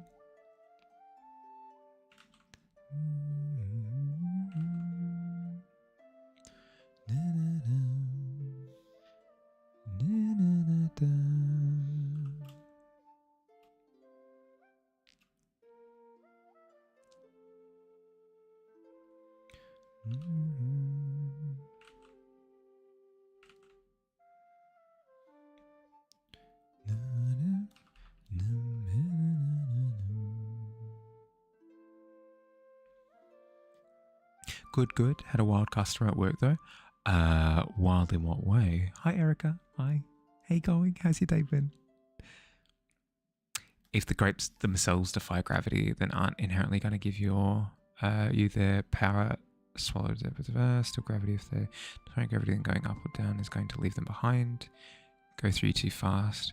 Well, they're not ghosts. You're not eating little grape ghosts. They're still like stuck within your digestive system. It depends if it's magic or not. I think even if they aren't magic. That dang IRS. IRS, you owe us money. Our citizens, how much? IRS, I'm not going to tell you. But if you get it wrong, jail. Or if you just told me the amount, I could avoid jail. No. It's part of the test. Always angry at something. Always calls to order over the phone. Hardest way to order. That seems like it's straight out of a comedy bit of somebody like having a massive argument on the other side of the phone and also trying to order pizza at the same time. That sounds ridiculous.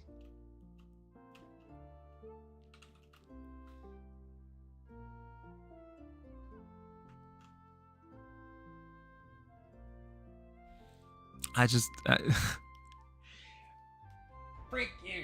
Freak you! No, pick up your shoes. I hate it. Oh, God. Yeah, so, what? One margarita... Off the floor. Pick it off the floor. God, I hate you. So, margarita, a meat lovers, and then, can I get a supreme... Yes. God. That's just... Gravity grapes. What are you talking about? So with the supreme, yeah, and then if you could include a garlic bread as well, that would be pretty good. Cheesy, do you have a... No! Get off the table! What are you doing? Yeah, if you've got a cheesy garlic bread, then a cheesy garlic bread, please. That interaction just sends me. I wouldn't be able to stop laughing. Not talking about ghosts, talking about how much it works if you eat. Right. Yeah, okay. Well, then I presume, yeah, it would be more of like a magical imbue effect.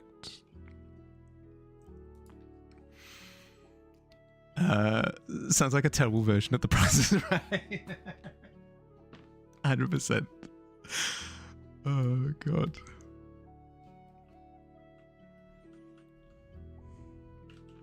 But yeah, no. If somebody calls me and is ordering something, and if that's going on the entire, I would actually just start laughing openly. I wouldn't even go to hide it. That's just too funny at that point.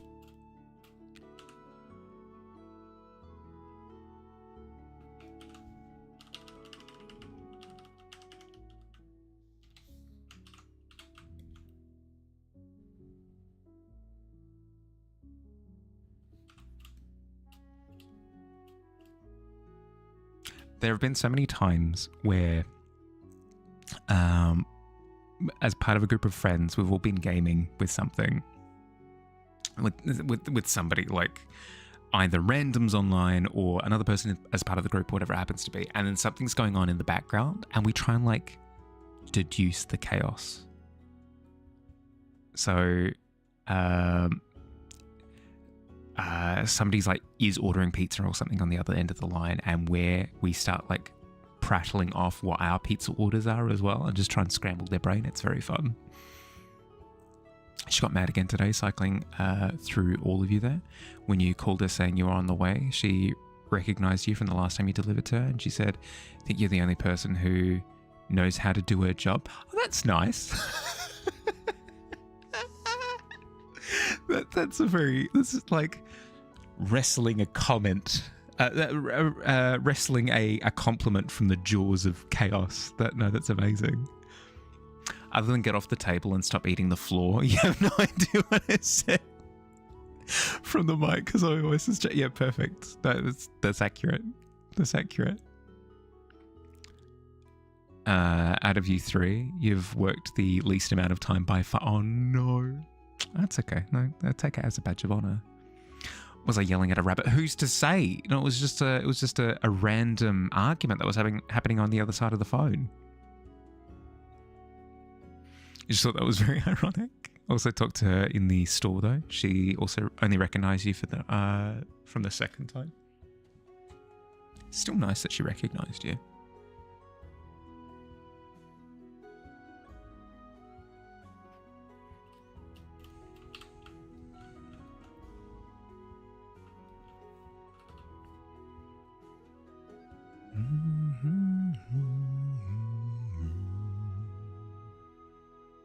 But did she tip? Yeah, good point. Good point. Did she tip?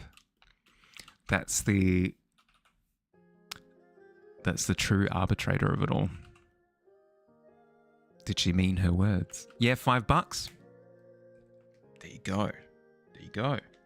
$5 buckaroos. You take it. You take those $5.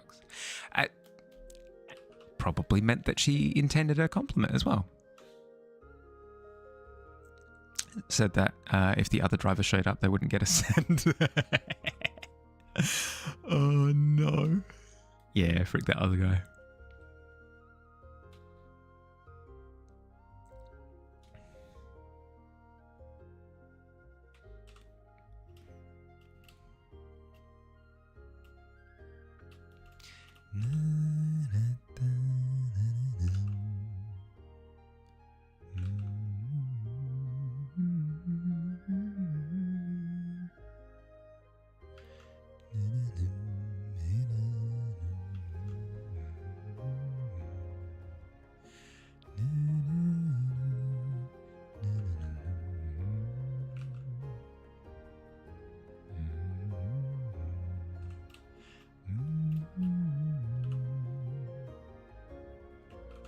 Come with me and you'll be in a world of vivid confusion.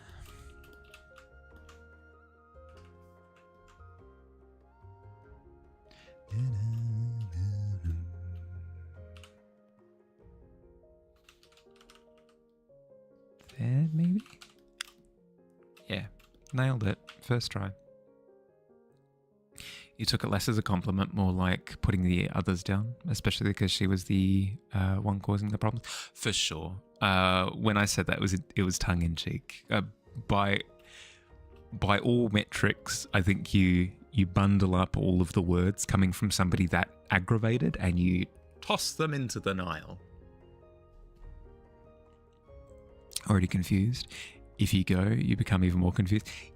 Yeah, I mean, I don't make the rules. It's true.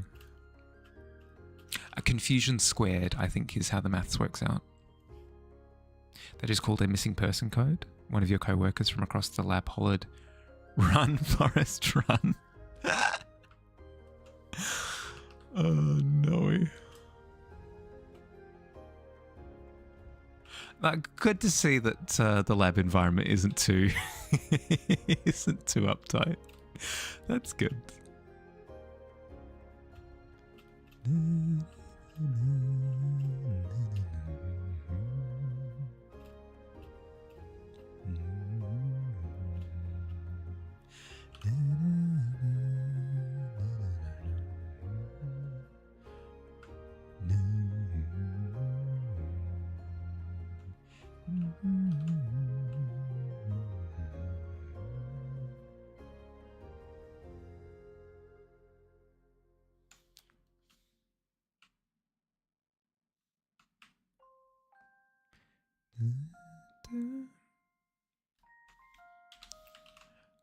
Speaking of carousels, you ready for carnival music?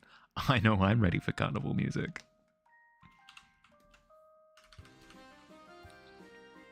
Gotta laugh to keep from crying. Yeah, no, that's true. Nerve thing in hand, just a slight twinge now. Still present, but sometimes not there at all. So much better than when it was truck crashing into your arm. Glad to hear it. Glad to hear it. Still let it rest. I would still give it a ton of time to rest, maybe like a week. Because if it was that close to disaster, I'd say that it was in a pretty poor spot. But I'm glad to hear that it's picked up. Ever draw a bushel of flowers and think no one will notice that this petal doesn't fit there? Yeah, there kind of has to be an element of that when you're drawing something that populated. If anything, a little bit of visual chaos can make it feel more natural, if that makes sense. If you sit there rendering everything to immaculateness, like making it super crispy and HD, that doesn't look natural because that's not how the eye works. The eye focuses on one particular area. So generally speaking, you want to have one area in focus and then the rest kind of just start to bleed out a little bit in terms of detail. Today was really slow up until 4:30. So like a single petal out of place is not an issue whatsoever. Absolutely not. Today was really slow up until 4:30 where we suddenly got slammed so bad. It was like everyone who was going to order throughout the day was like, nah, let's collaborate on this. Make them as stressed as possible. Oh no. With our powers combined, frick you. Avoiding lifting things. When it feels worse, you go back to the tape. Yeah, good.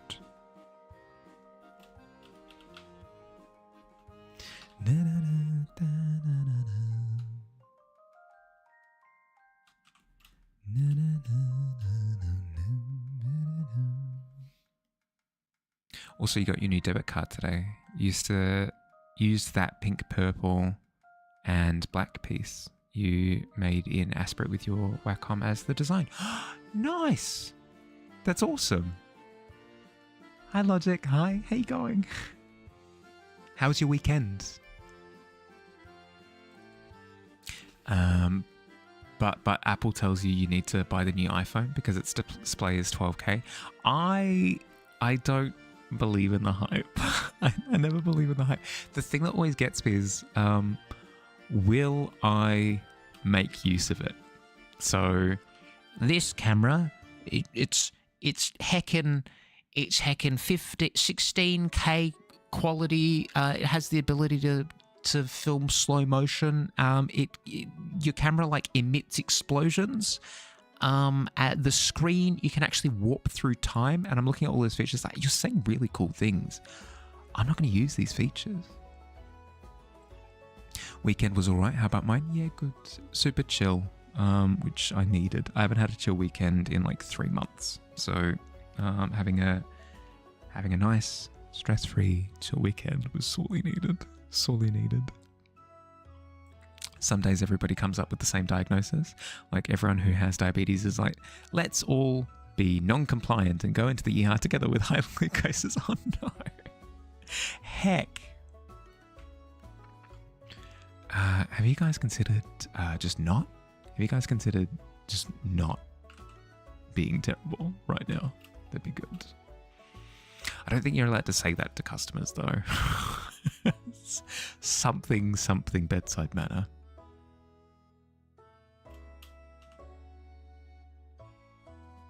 A frick you,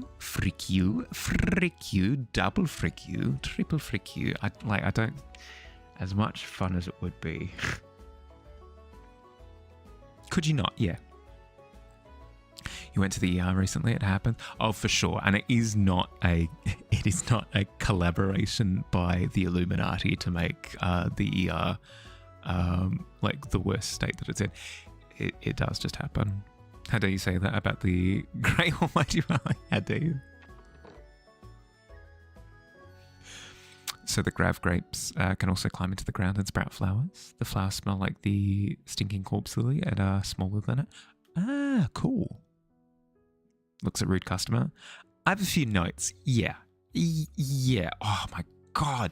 Could you imagine carrying around a little pocketbook with you, flipping it open and just like reading off people's offences?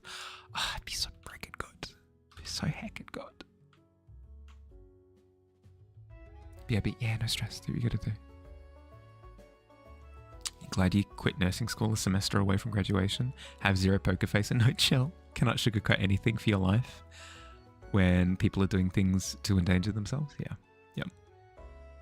Oh no, Logic with the 8. That's okay. That's okay, Logic. It's a near miss. Near miss applies to that, right? Right? A near hit?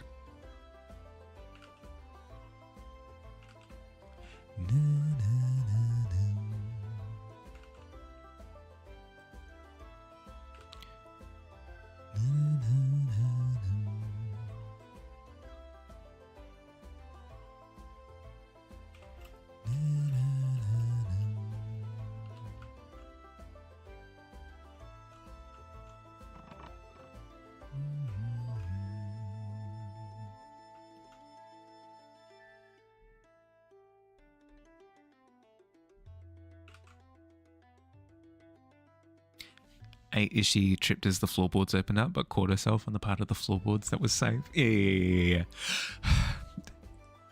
Close one. My eyes flashed before my eyes. My eyes flashed before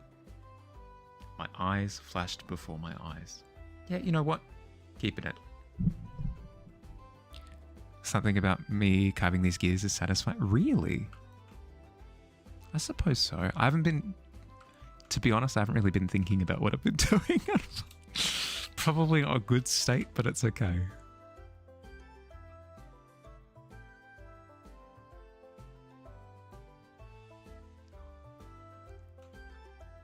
To be fair though, like eyes flashing in front of your vision instead of like scenes from your life would be way creepier.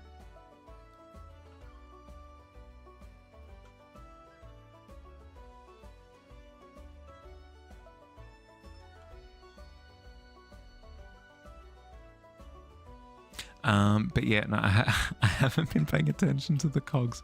I should be. Probably important.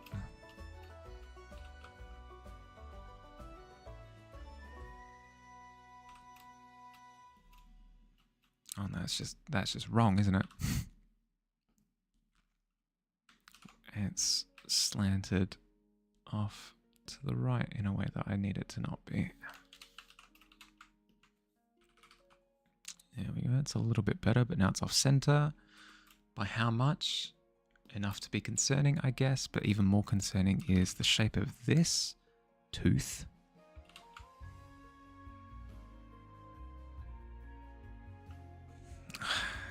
dialogue that you don't want to hear from your dentist. As they're working away. Like, no, this is all fine. Oh, this tooth is a bit gross, isn't it? A little bit concerning. Carve those gears nice and slow. Oh dear, it's a pervert stream. It's a pervert stream full of pervertry. Oh yeah, you come round to this stream for all the good stuff for the gear carving.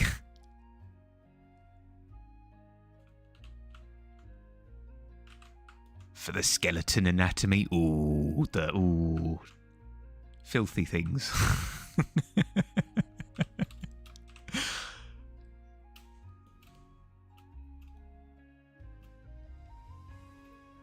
I know, incredibly concerning, Shampoo. I agree.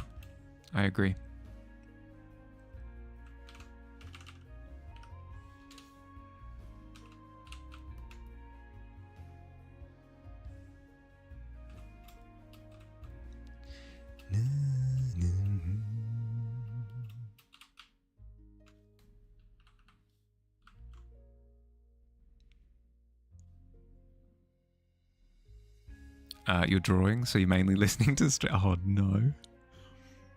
Misconstruing the streamer. To be fair though, I don't think there's really any misconstruing any of what I just said. Just disturbing. It's an interesting listen. Interesting is a word. Interesting is certainly a word. From the English language, it describes things. This stream? Maybe. Maybe it describes this stream.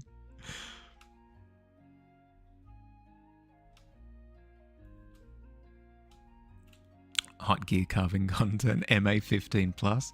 Whew. A little bit hot under the collar.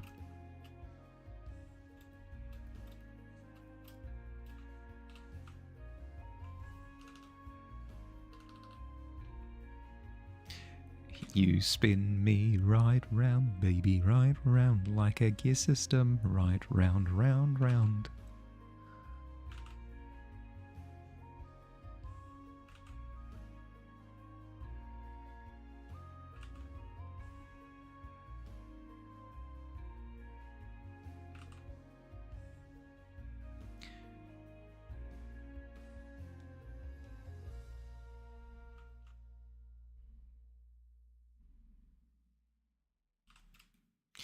I don't know exactly. You look like you're lots of fun. Open up your loving arms. Watch out, here I come. You spin me. Oh, there's another song. Yeah, okay. Now I'm just imagining an incredibly steampunk variation on that music video, and it's kind of the best thing I've ever imagined. With the top hats and the goggles and the pipes and the spinnies and the hydraulics. Oh God, could you imagine?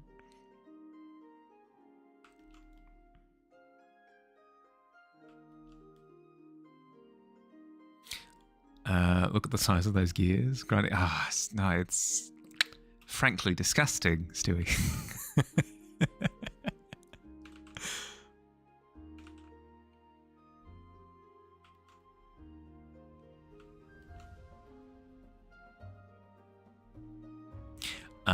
I'm not usually a fan of Jimmy Fallon stuff. Just 'cause I don't know. It's not my sense of humor is probably the best way of putting it.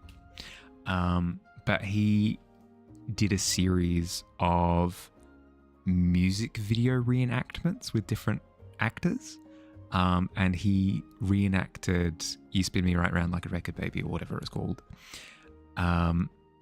with Paul Rudd. And reenacted the music video for it. And it's maybe my favorite thing ever. Heavily biased by the fact that I really like Paul Rudd. But still very, very, very funny. Combination of Paul Rudd, funny music video combined with like 80s hair and attitude. And it was just, oof, brilliant.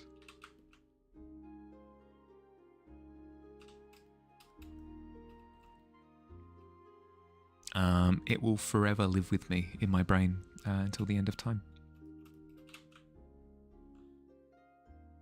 I reckon that we have a thread that goes around the perimeter here.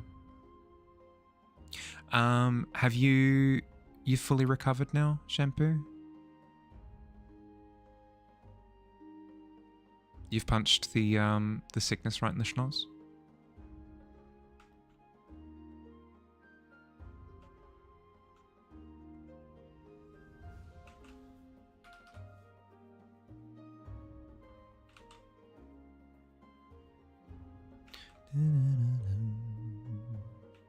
Checking it now. Oh, good. I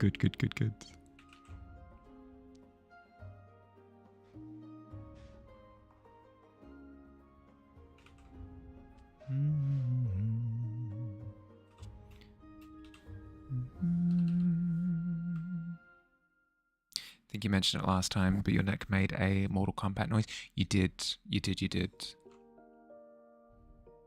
Still dizzy and in pain?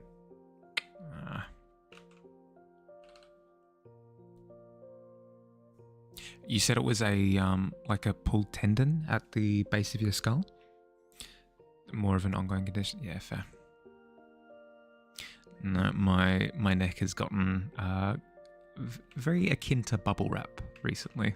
So I'm thinking that I need to start reconsidering my my setup a little bit. It's been recommended to me that I have my monitors in like eye line with good posture. So my monitors actually sit quite low to my desk. So it could be something that I need to look into, of raising them up a little bit for that reason.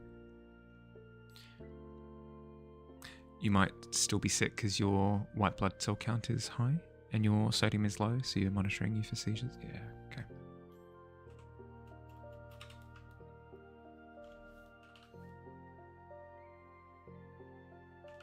Good that you're staying safe.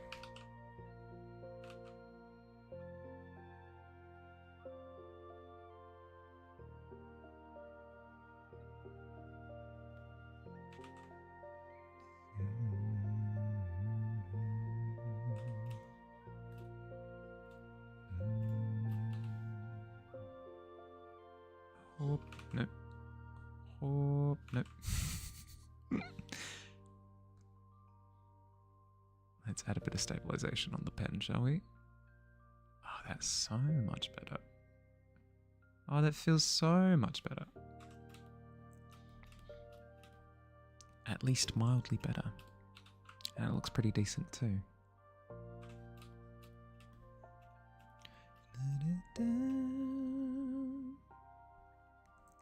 You rarely leave your home, so you're as safe as you can be. Yeah, good. Not great that you don't leave your home. This is massively hypocritical for me to point out, but you should maybe get out a little bit.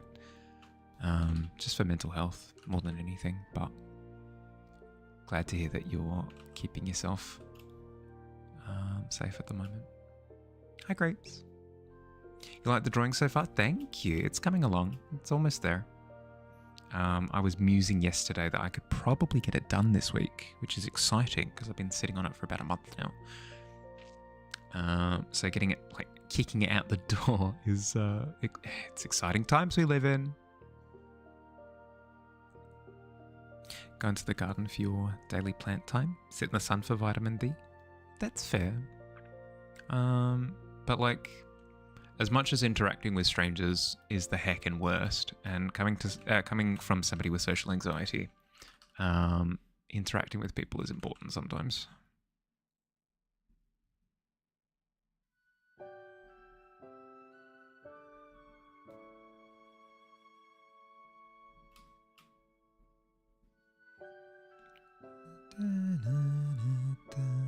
But I said it before and I'll say it again. I'm just guy on the internet, so take everything that I say with a big heaping spoonful of salt. Technically not safe for you to drive because you can black out at any time and walking with a cane gets annoying. Yeah, that's fair.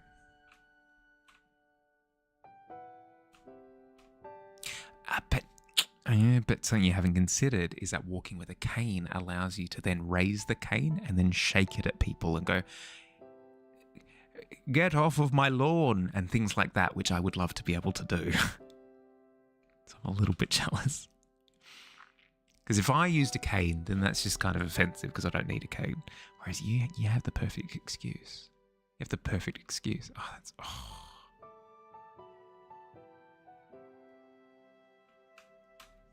You done, kids? It'd be so good.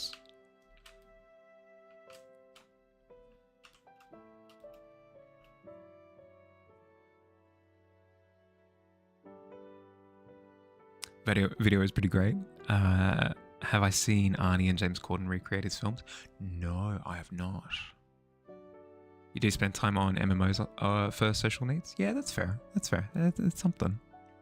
Details look amazing. Oh, thank you. We're getting there. Getting there. We're in the fluffing phase. I'm going around and like fluffing different areas of the canvas. Anyone unstable with their gait should use a cane. So I could use it. Yeah, but I can't use a cane, get away with all of the wonderful things that I can get away with while using a cane, and then go bouldering. I feel as though I'm being a hypocrite at that point. Like, if I put down the cane in the rock climbing gym and then start vaulting a wall, people are going to look at me sideways. Cheers, by the way. I should probably drink water.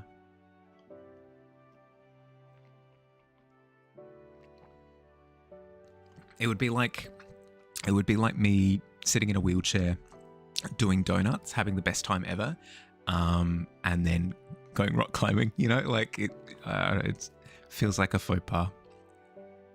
Not allowed to even learn to drive because of seizures. Vaulting and walking unsteady are different mugs of sorts. Are they? Are they? I put them in the same bucket.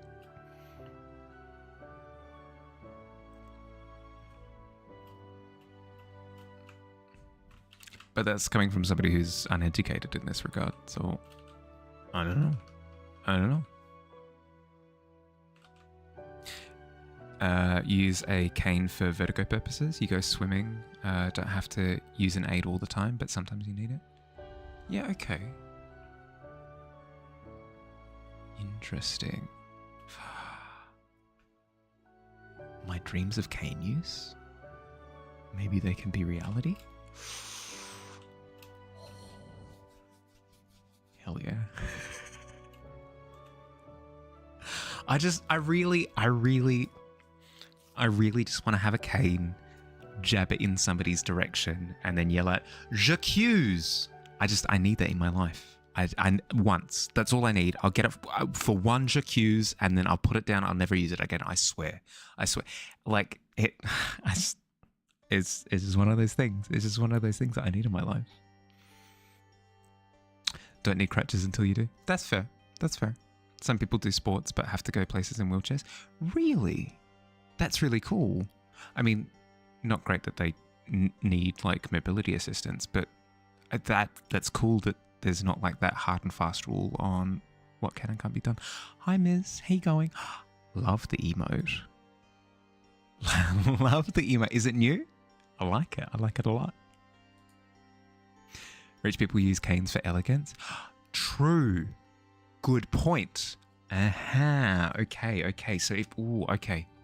So it's coming together. If I wear some sort of like theatrical mask, top hat, cane, penguin suit, as in like the formal penguin, like not just like a penguin mascot. No, actually, scratch that. We're going with penguin mascot. Top hat, mask, penguin mascot suit, cane, j'accuse, and then I retire. Perfect.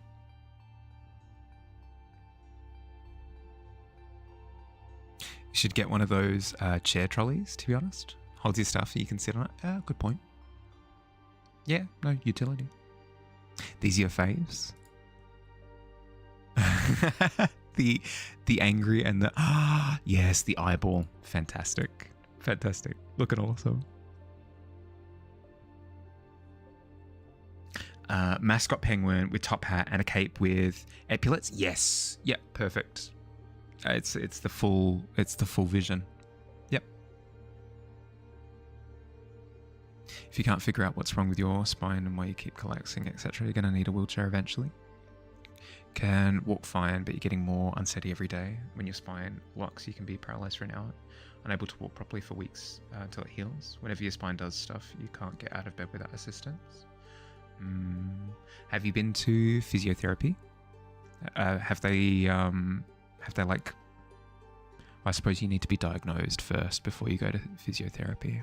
Like, have they identified... You're saying that they haven't yet identified, right? No, that sucks. Sorry, bud.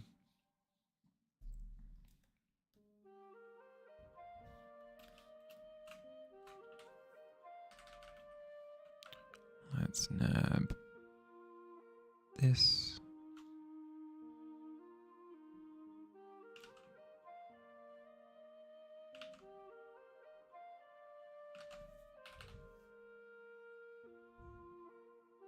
Kind of scared of physio stuff because it means touching. There are places in your back that trigger seizures if touched. I mean, you could let them know, right, that is the case, and they would treat the procedure with care. 26 times. Hot damn. Oh no, and on the 6 high fields. How you going? My glasses are a little bit too murky. Let's quickly fix those up.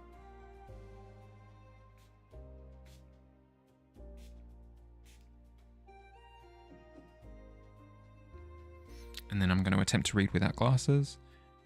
Understand why you think there needs to be... don't think... Didn't... God, no, this is... Understand why I think I don't need a cane. Lady at the grocery store yelled at you because she didn't think you needed the disability parking. That's not something that you can kind of assume, right? It's like... What? That's very presumptuous.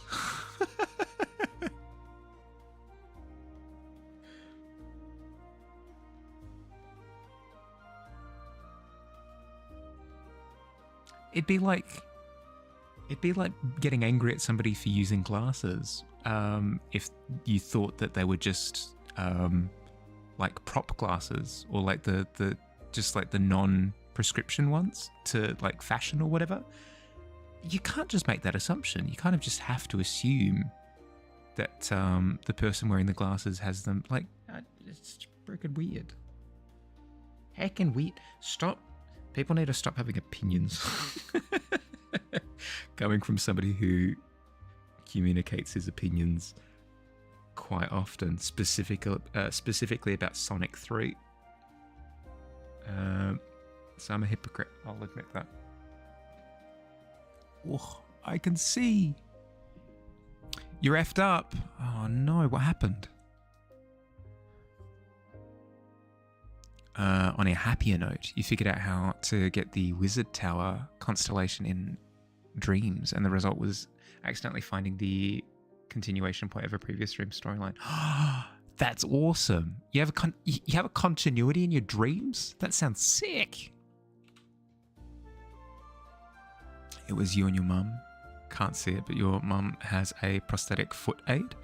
Backed off when she saw your cane. Yeah, no, that's just one of those things that you just kind of have to assume, like, yeah, they've got something, you know, like, why run the risk? I don't understand. Not caught up on your current D&D thing that you've missed over the last 5 days? No, you're all good. You're all good.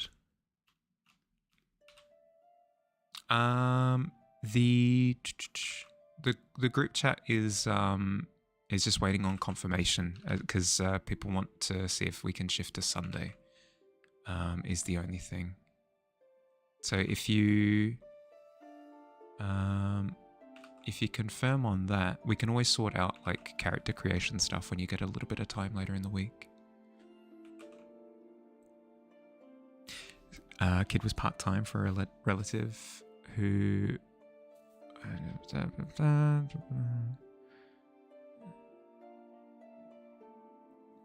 So the kid burned the evidence and told her that he couldn't finish the mission.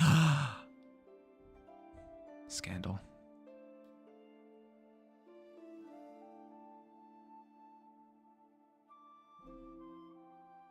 Why, whenever you're describing your dreams, they tend to have like a thread of makes sense to it.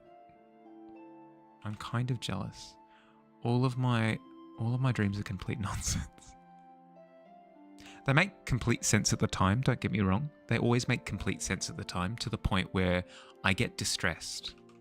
I'll be like, oh no, I can't believe we didn't make it to the monkey bank on time. The monkey bank director is going to be really pissed at me. I didn't bring enough bananas. Oh God, and I'm dressed as a penguin. Ah, that's just incredibly uncouth.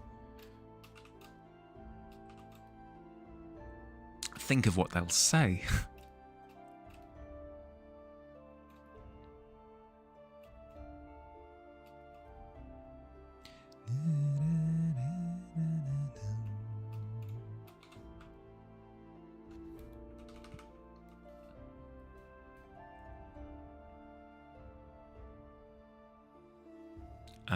And getting shot by Robocops in Crossfire Star. Okay, yeah, a little bit more of the nonsense that I was after. Excellent. Love when dreams pick up from the last save, but you hate when the nightmare picks up from the last save. This is a thing? I've not been aware of this as a thing.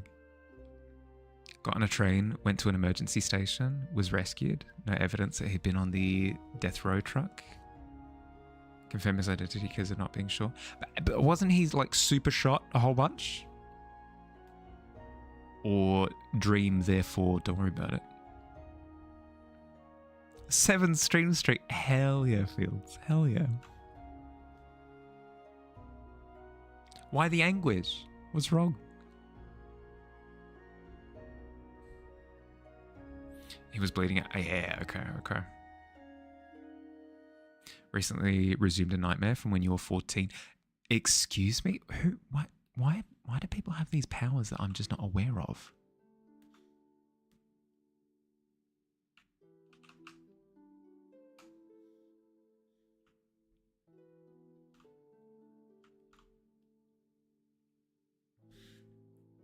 A little bit more pink.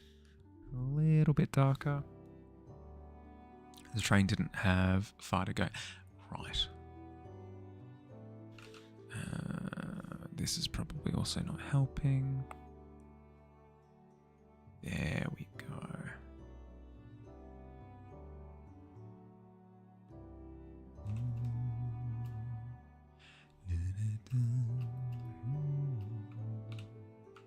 How's your weekend, Fields? Did you get up to much?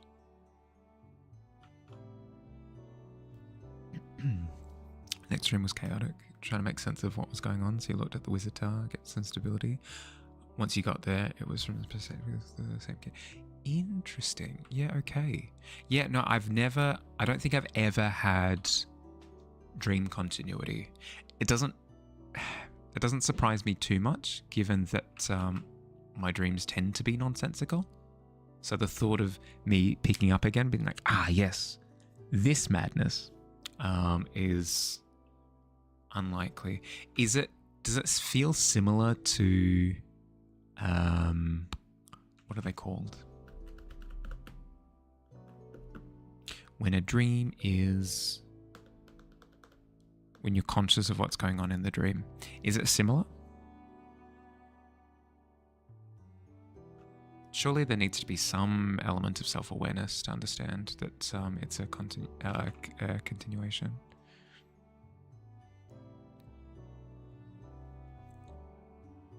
You don't know why you have these powers, but your mum thinks they're prophetic because when you were 14 you dreamed that rich people were going to kill the gorillas, and a few years later Harambe died in the same manner as you.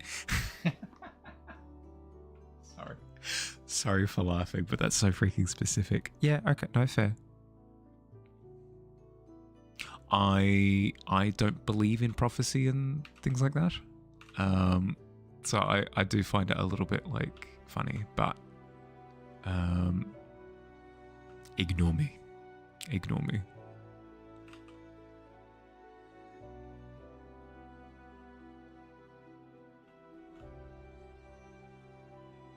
Why does my opinion matter?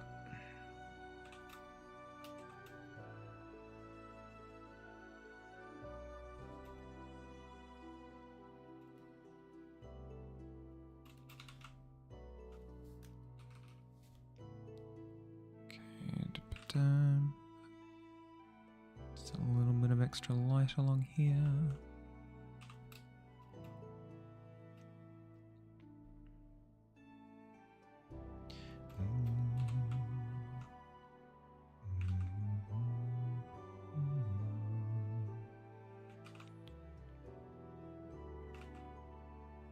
Sorry, 2 seconds, Jamie. I'll skim through that in a second.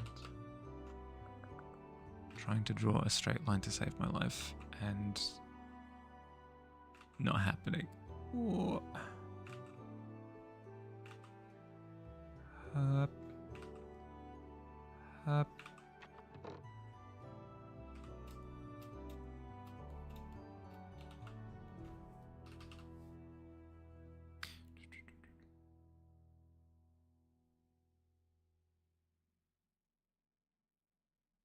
Yeah, no, like that's a degree of detail that I don't dream in. I tend to dream in, like, there are two scenarios. Either it's nonsense, like complete nonsense that's attempted to be made sense of at the time, or it's very just like experiential. The classic like flying dream is one that I have semi-often. Another one that comes to mind was I had like rocket fists. I had gauntlets. I had gauntlets that had like rockets in like the back of them towards the elbow, I guess, on both arms. And I was using those to like rocket around an enclosed area. So it was like a 2-story interior of a house basically, and I was like ricocheting off walls and stuff using these rocket gloves. That's the extent of my dreams. Wouldn't it burn my elbow? Good question. Good question. It probably would. That's what I'm saying. Nonsense. Complete nonsense. Would like to know, recent nightmare was how all the fish ran from the ocean. Whole world was focused on it, but then an agency kidnapped you because they didn't have enough pure blood to run tests on. They tried to inject you with nanobots. So, just to make this clear, they got rid of all of the fish in the ocean as a distraction to kidnap you, or they capitalized on the fact that all of the fish went missing, completely unrelated, and then kidnapped you? Because both are incredibly distressing.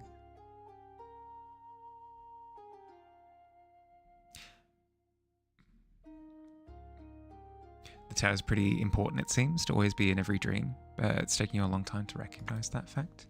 Interesting. So it's kind of like an anchor point. Yeah. Nuh-uh. I mean, if I found out that an evil organization got rid of all fish in the world just to kidnap me, I'd be flattered. I think. Like, really? You did all that for little old me? Okay. I mean, sucks for me, but like, okay. I see how it is. Hey, go Meepers. Don't know if they're used as a distraction or planned it out. All you know is that they tried to control you with your phone. With an iPhone. If you're going to put nanobots in you, do not use an iPhone. Incredible. I mean, it's fun. It's a fun method of control. paragraph up to comes directly after the last ad, not if. Paragraphs that add, if you wanted to know, it is a little bit too much text for me to read, unfortunately. But I appreciate you sharing, but I'll keep up with as much as I can.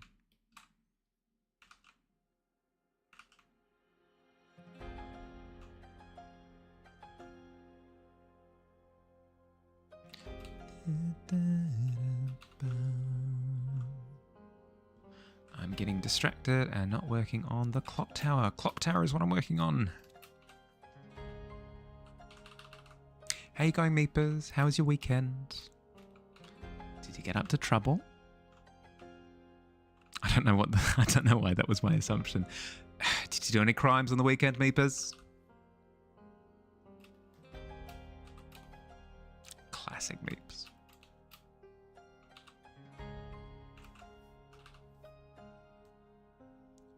No, crimes aside, did you have a good weekend?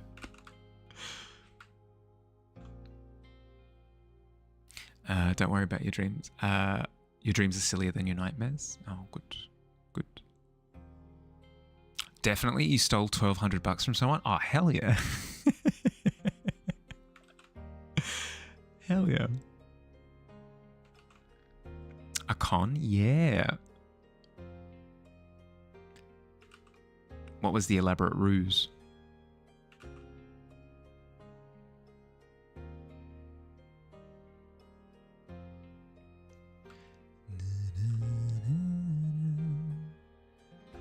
Last stream you were trying to find the green blueberry for the Antelope King so that you could save a young man from marrying the hippo shark princess, having to live in the floating ocean in the sky. Oh, not com. Commission. No. Meepa's definitely said stealing, so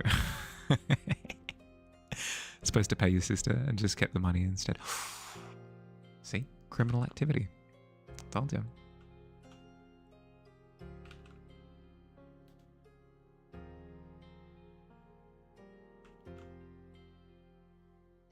As long as she doesn't mention it, doesn't exist.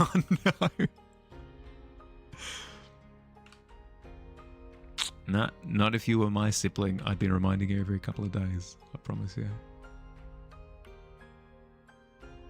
Crime is afoot. Yeah. At least 2 feet. Crime is like an entire podiatrist clinic. Oh, God.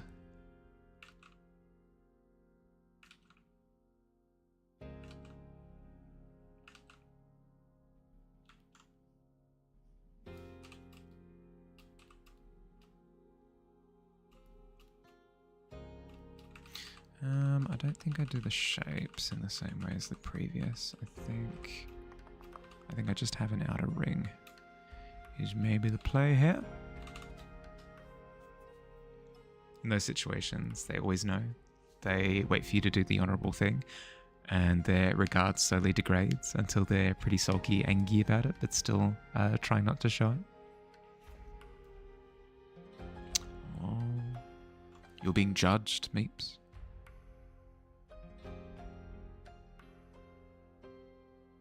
Didn't want to assume Meepa's appendage situation. Friend has a peg they put on their leg. Ah, that's sick. That's awesome. That's... You hate being judged. It's happening again. That's sick though. A peg leg? Nice. Less than 2 hours till D&D. You're scrambling, but dungeon sorted. Nice. Congratulations. You got this. Easy. As we've spoken about in the past, Bottle, you've got enough of a handle on everything that's happening in the local area as well as stuff that's happening elsewhere. So if you need to make stuff up on the spot, it'll come easier than you think. The problem is more when you don't have your head wrapped around all of the elements. So then when you're trying to come up with things, you're trying to come up with unique, novel concepts that don't exist yet. That's a little bit more difficult. So you should have a relatively easy time of it. Look at it this way, you're rich now. It's a pretty good way of thinking about it.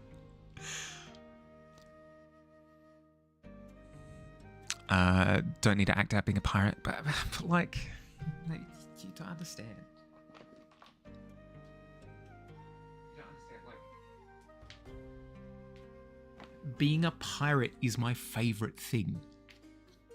Being a pirate is my favorite thing, okay?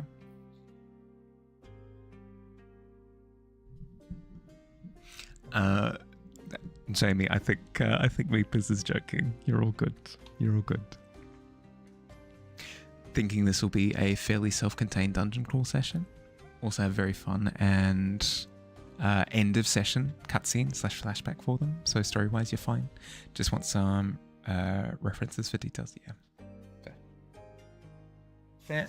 Good mentality to have. Some pirates have 2 legs. Yeah, that's fair. No, that's a good point. You know, it's gullible person. No, you're all good, Jamie. You're all good. All good. I've already said you wanted to be a vampire after being defibrillated. Yeah, but like... Vampire pirate? Vampire pirate?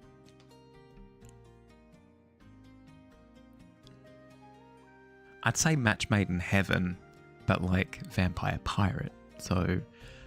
A match made amongst the maelstrom.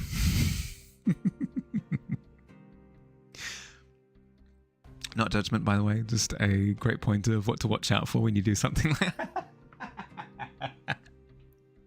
Just some life advice. No, fair.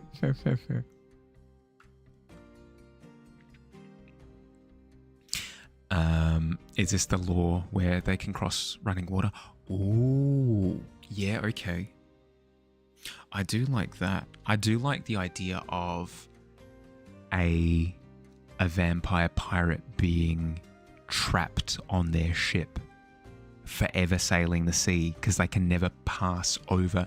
Like they got bitten on their ship, or no, they got bitten and then went out to sea before the transformation took place, and now they're just stuck because they can't get off the ship. That'd be so good.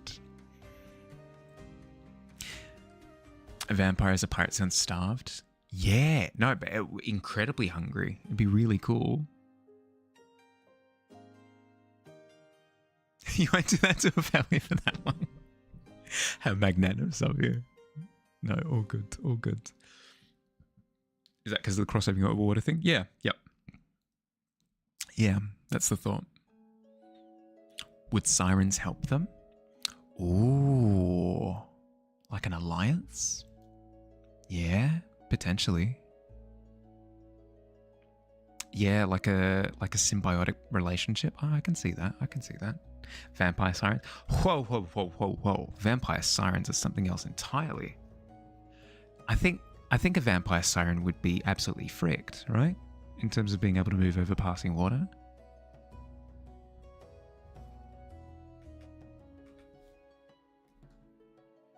It might be a case where if a siren becomes a vampire, they mutate into something else entirely. I think would have to be the way that would work. Is a vampire siren an oxymoron? Yeah, that's the fear.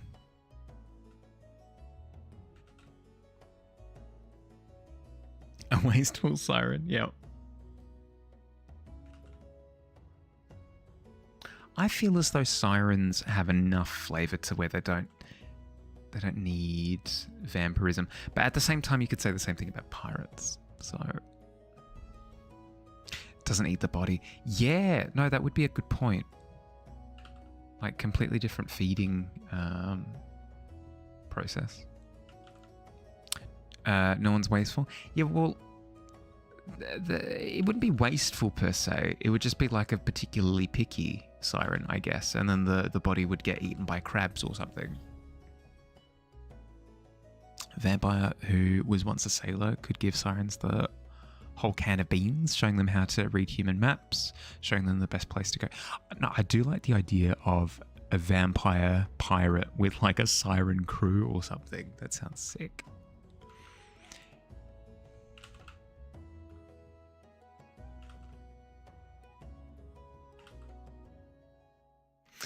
I should just do this again. There we go. Up the stabilization on the brush. Yep. There we go. Showing them the trade routes so they can camp out exactly where... Yeah. Like the full symbiosis, yeah.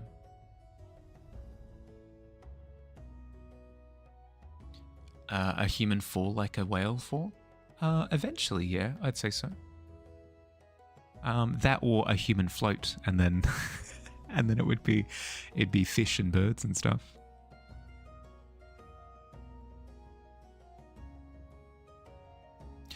What you're saying is that some people are wasteful in life, but their bodies can be useful. Yeah, exactly. Really positive spin.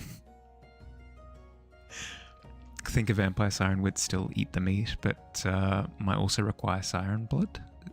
Since vampirism requires blood of the same species, doesn't it? Does it? Might be human blood. It might not necessarily be same species blood. That's an interesting question. I've never thought about that. I've always associated vampirism with human blood. I never thought of it never thought about it being directly linked with like cannibalism. I suppose so.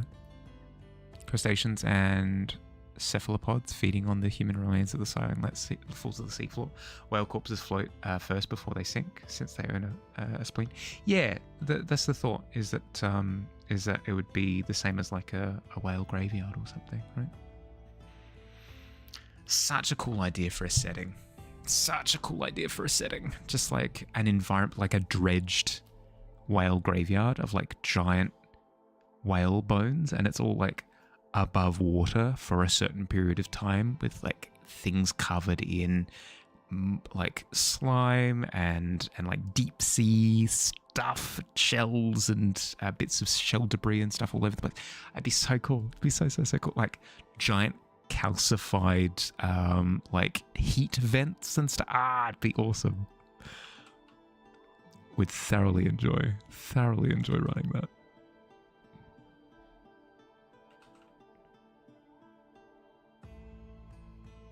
Because I'm an edgy boy, I always have a soft spot for like undead-esque environments, and the idea of like a dredged underwater undead scenario would be really cool. Biology-wise, would go for the kidneys if you want to play. A lovely snack.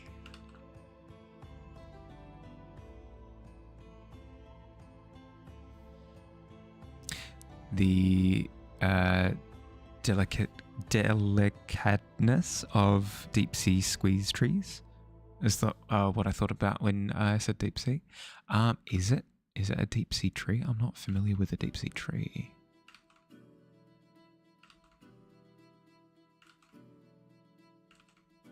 I'm thinking like Marianas Trench style of like condemned to the depths kind of visuals would be really cool.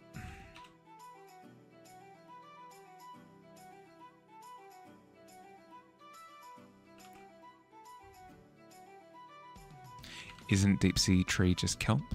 I believe so. Screenshot the last time you were in VC with the searing egg. No, I don't remember.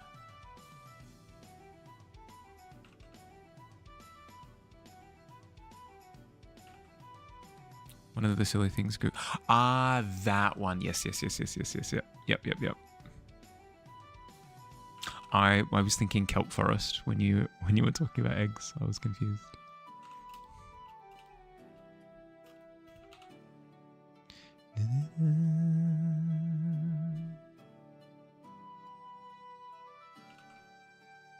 In Hawaii, some people were making kelp lanterns for Halloween. It was very cute.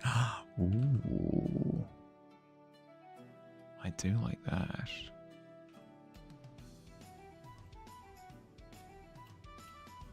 I've heard that seaweed and kelp can be used for a lot, which is really cool. It's like seaweed and mushrooms seem to be the universal material of the universe.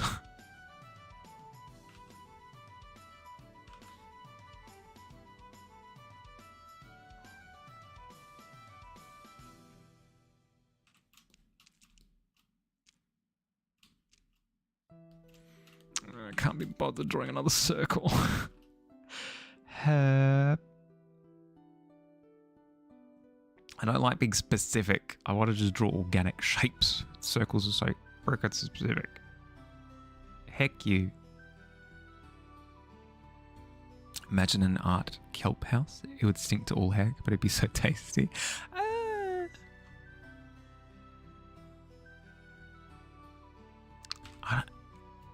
I feel like it would be incredibly agitating to my skin more than anything. Ellipsoid? What's that French curve, Frenchy thing called? Gears have that sometimes. An ellipsoid?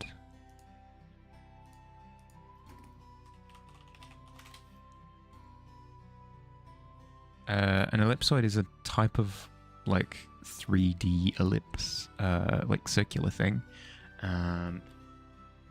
Curvy French thing. Let's try that. That's come up with the Eiffel Tower. I don't think that's what you're talking about. Seaweed is salty.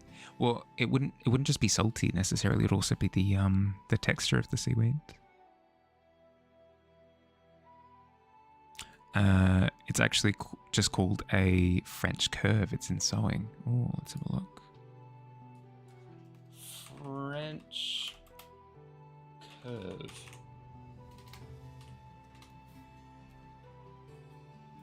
Yeah. Okay.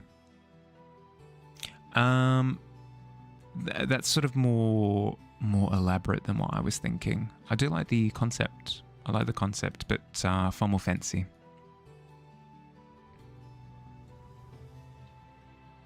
Eiffel is not curvy. I mean, the bottom is, because the Eiffel Tower, you got you got the Eiffel, and then this bit down the bottom, that's got a little bit of a curve to it, you know. And then even the outside of the Eiffel Tower is kind of like curvy business, you know. This is a little bit curvy, you know.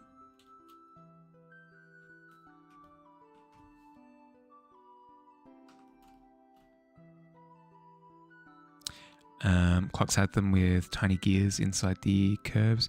Yeah, for sure.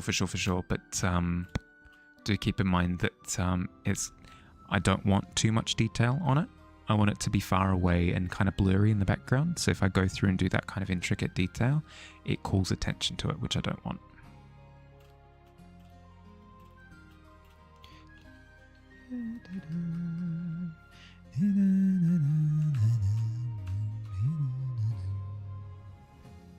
Yeah, the rat in the foreground.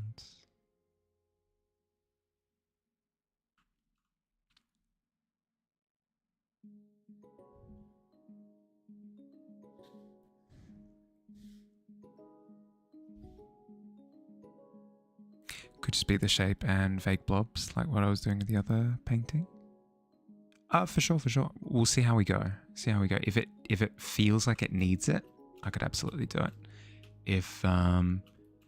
If it needs less detail, then I'll be inclined to not add it. We'll see.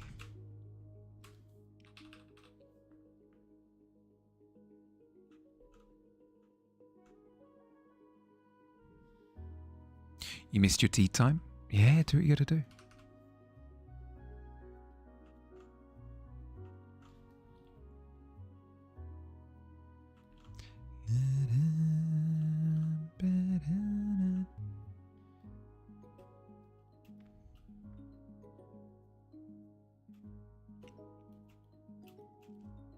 Okay, all right.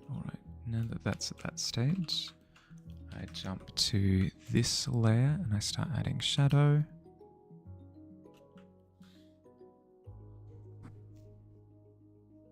Wonderful world of being adult. Medication of the clock being at a time of the day. Yeah, yep. Yep.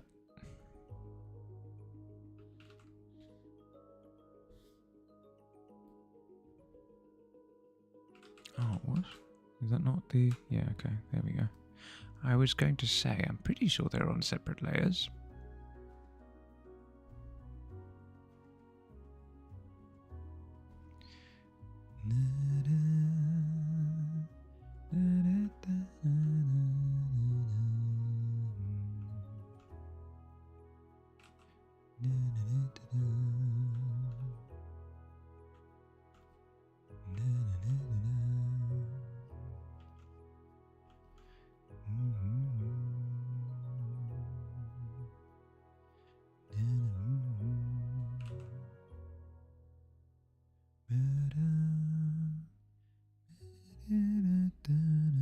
Ever learn in bookwork schooling that O in o'clock was for of the clock? That makes sense, but no, I was never outwardly taught that. That's amazing. That's very ye olde. I like that a lot.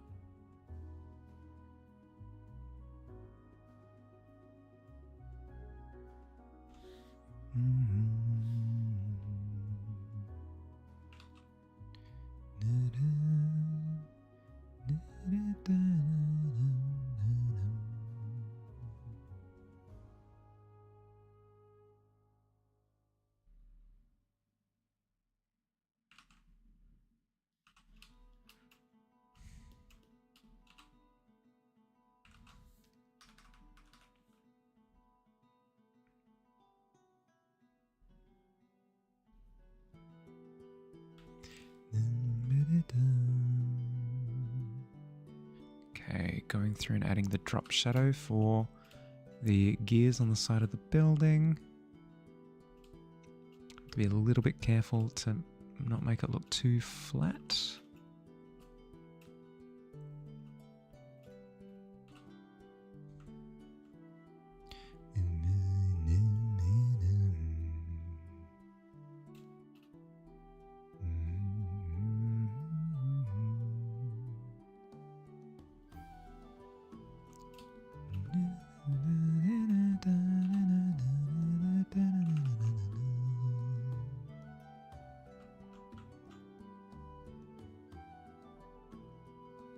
When you were going to Minecraft yesterday, you fell asleep. Minecrafted like 4 hours later.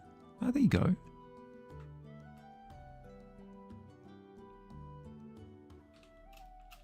I wish I fell asleep straight after stream. That would have been lovely.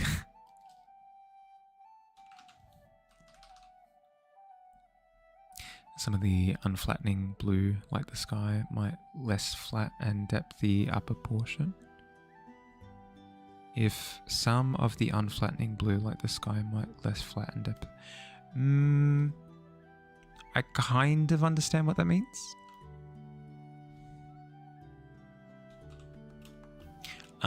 But when I say unflat, I mean more specifically on the cogs themselves. I want to start bringing in some of the more of the purples into the top, because I do want the back of the tower to look further away, like the top of the tower to look further away. And then specifically, I need to fade out the base as well quite a bit. No, you're good, no need to apologize.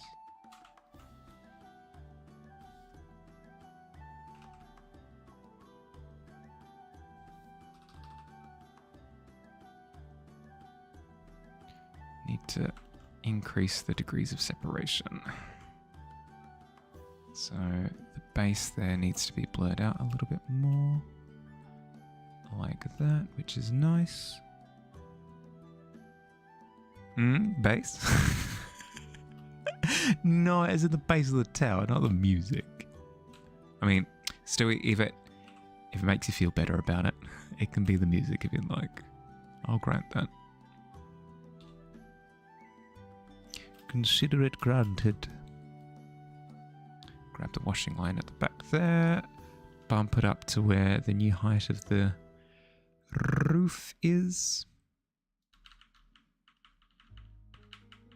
Glorious. Glorious. Perfect. Perfection. That washing line there will need some work. I won't worry about that for now.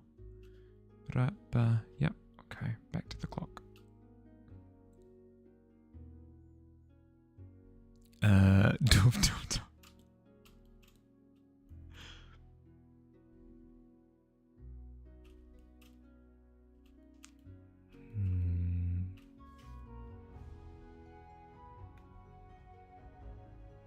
Okay, how do I want to do this?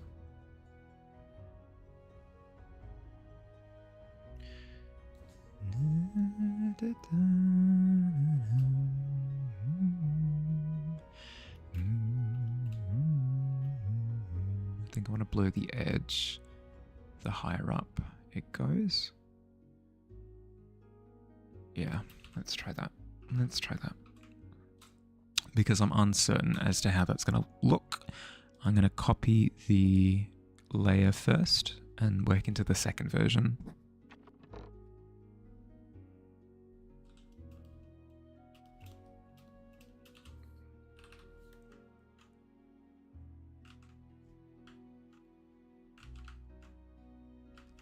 Okay.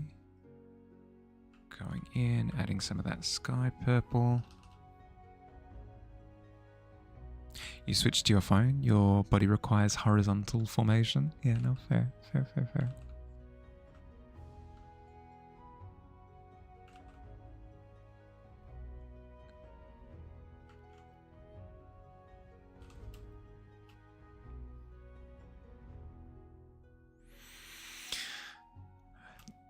Okay, Fields.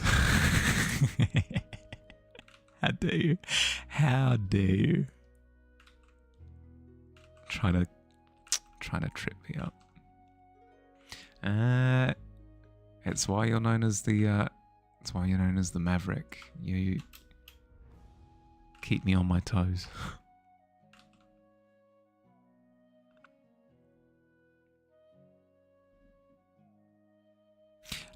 You shake it, then smoke it, then you drop potatoes on it, and then you drop it in the salad. I'm imagining some sort of elaborate Wallace and Gromit style setup for this, by the way. Very Rube Goldberg. Things stacked on top of each other, mechanisms dropping different things. Then the basket's launched across the other side of the room with a catapult.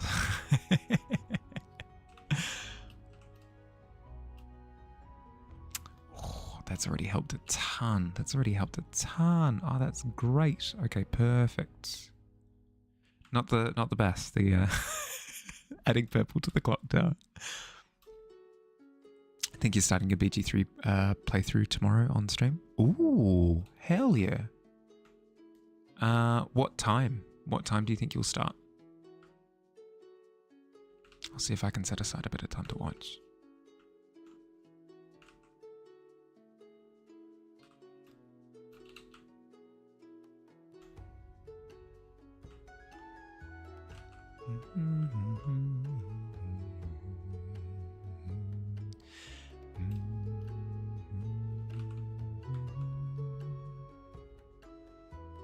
Add a bit of purple up to the top here.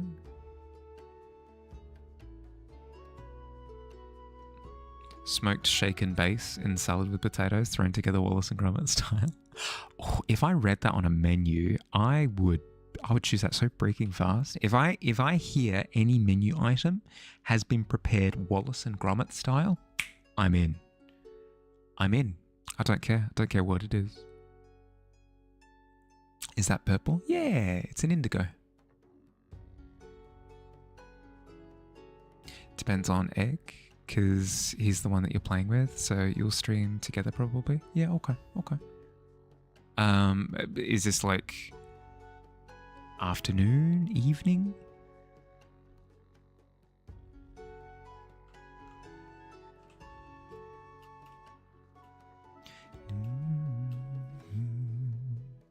Prefer your bass filleted, seasoned with garlic, and served with the asparagus.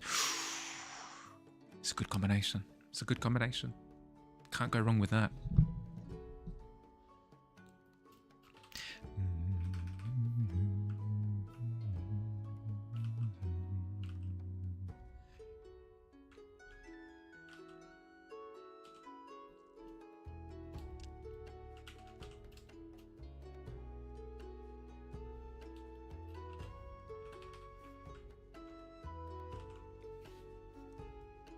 Grilled asparagus is so yummy. Agreed. Best way to prepare an asparagus.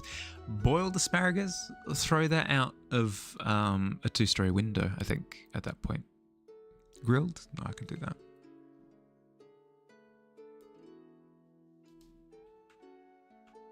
Can absolutely do that.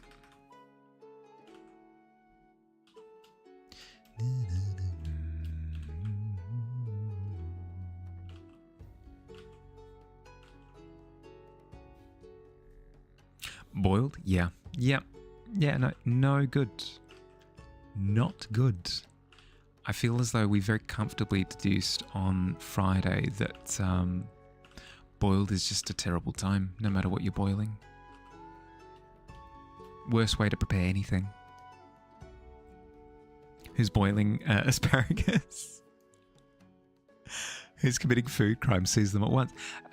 People prefer boiled for some just mind-destroying reason. I can't personally understand it, but some people prefer boiling things. Crimes.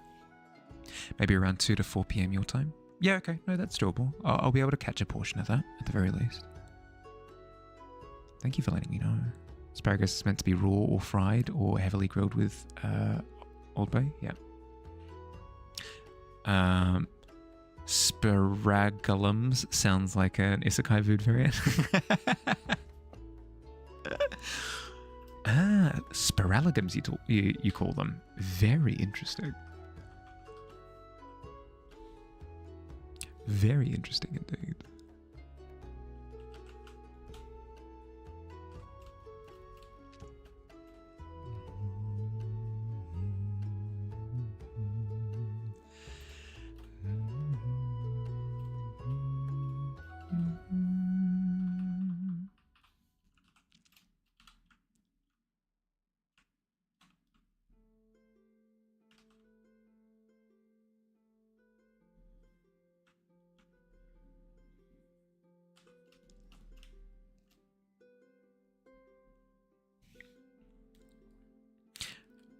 Got to twice boil it, air dried, rained on, boiled again, and then add.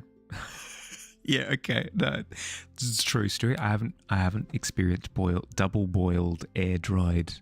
That sounds disgusting. So excited to see Jamie spell asparagus because it gives you so many world building ideas. It's great.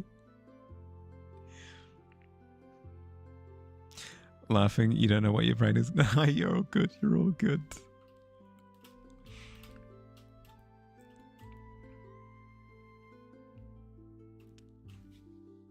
Okay, all right. What other things do clocks do? What other things do buildings do, more importantly? Yeah, okay, I could maybe do a little bit of that business. Could do a little bit of that business. I could do a little bit of that business specifically. Yeah, okay. All right. Yeah.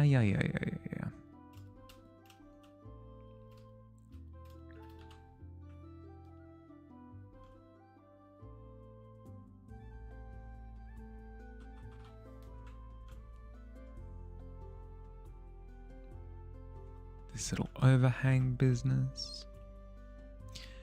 This little overhang of mine, I'm gonna let it shine. There we go.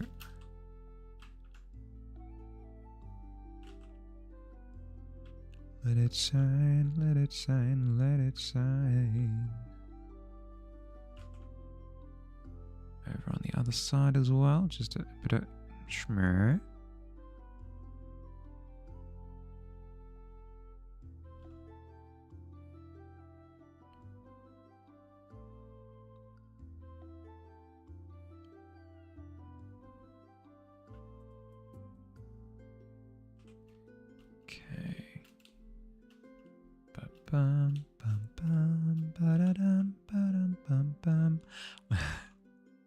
Actually, speaking of dinosaurs, I'm currently thinking of ideas for Dinovember.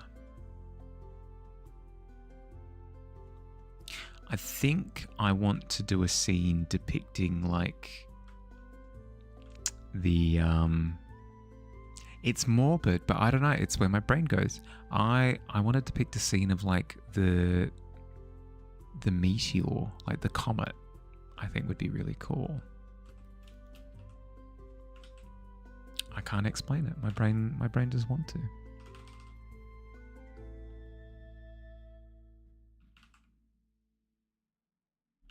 I've got so many vivid... no, not the Big Bang. I'm sure it did create a Big Bang, but not the Big Bang.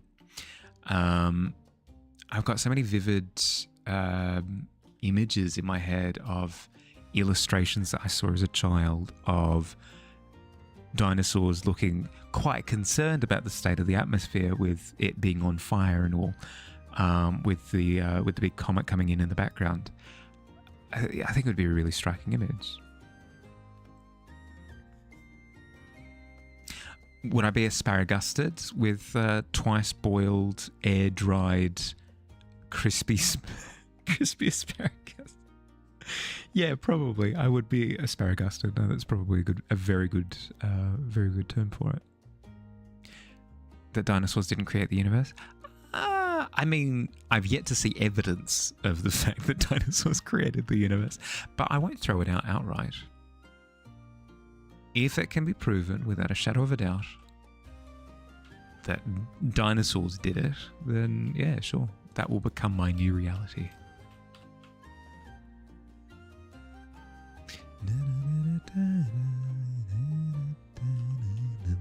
Even if it's slightly compelling, I'd be down to hypothesize about it. Fungus created the universe. Now that's way more likely. If I found out that it was just fungi, would make absolute sense. Because like was it mycelium? The fiber stuff that mushrooms produce. Really cool. Really cool stuff. Dinosaurs throwing stars caused the Big Bang, ninja stars. That seems pretty likely, Stewie, now that you explain it that way. Your brain isn't sensical anymore. If you need to take a moment to rest, Jamie, to calm your brain down, that would be my recommendation. Take a moment to center yourself a little bit. Because Earth has fungal spores, and then they had horseshoe crabs, and then had sharks. Finally, they added trees and oxygen. Yeah, no, it makes sense. It's the circle of spores, and it created us all.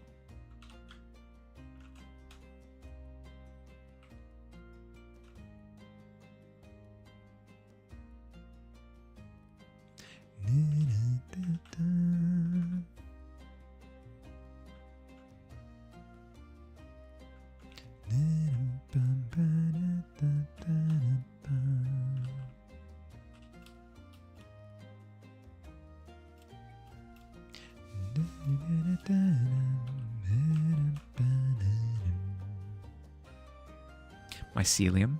Don't carrots have that? Do carrots have mycelium?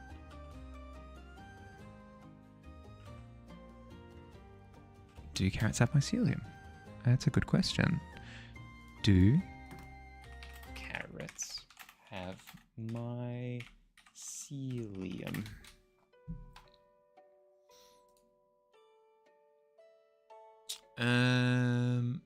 No, it seems like mycelium is very specifically a fungus thing. So carrots can only really have mycelium if they're infected with fungus. So no, not inherently.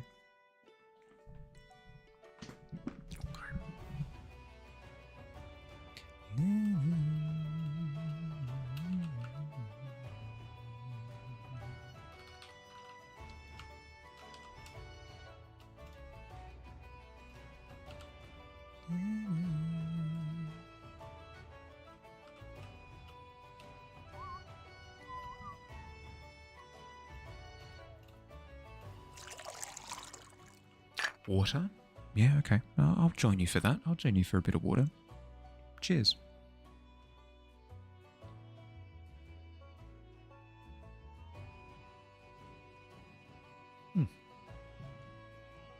Yum.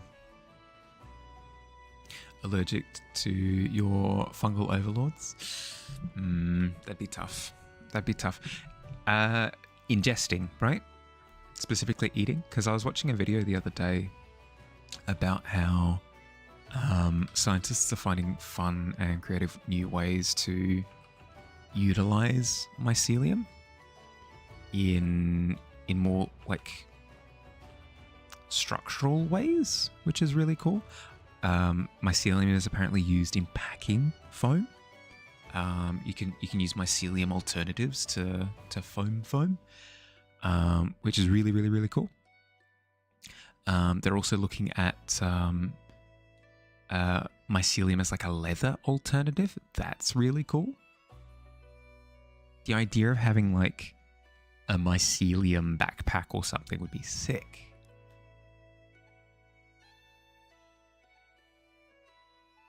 Mycelium computers, probably not mycelium computers yet, but it was leather leather foam.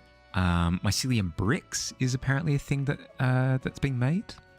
Mycelium like meat alternatives as well. Really, really, really cool. Just done with lunch. Nice. All forms of fungus, because you gotta go see the great big lettuce in the sky. But for eating them or just making contact. Little late, but happy birthday. Thank you, Alt. Thank you. I was worried. I was a little bit concerned if it was my birthday again today or not. Thank you for clarifying things for me, and I appreciate it. How are you going, bud? I hope you're feeling a little bit better than yesterday. How's your leg holding up? Scientists are trying to get rid of you. Both. You can't eat or touch fungus. Oh, hot damn. Yeah, okay. That's such a shame. Mycelium is so cool.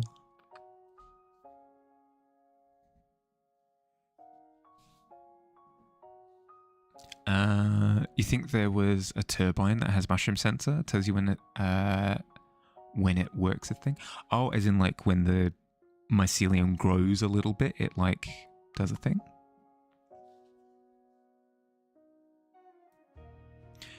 It's not today. That's why it's like, I understand. You offer an innocent soul for a one. Oh no, it was for nothing. So bad that yeast risen bread hurts you. Really? Hot damn. Yeah, okay. Feeling fine. Leg is healing, so it's going. It's going. Yeah, okay. Okay. Because you were saying yesterday that even though it is healing, if you stress it out with copious amounts of work, it gets achy.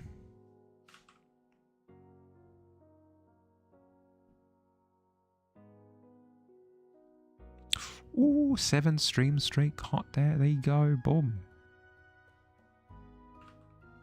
Sorry, brain is on clock tower now, so hot damn is apparently the new word of the day.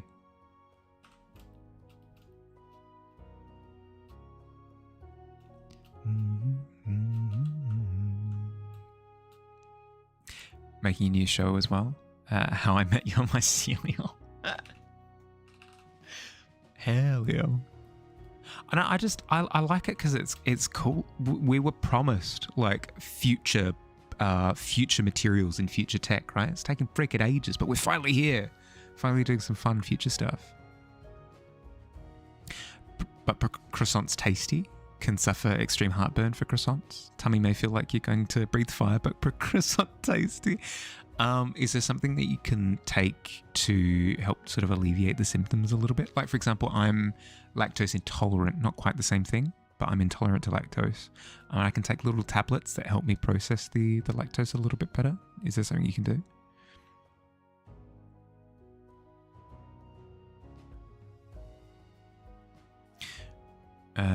Robin should have always ended up being the mycelia.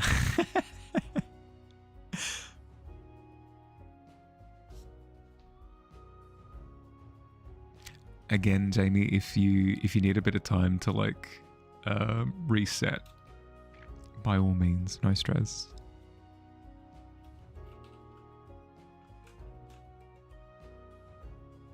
Don't push yourself. You take 3 meds. You take allergy meds, ondansetron and pantoprazole. They make it real easy, don't they?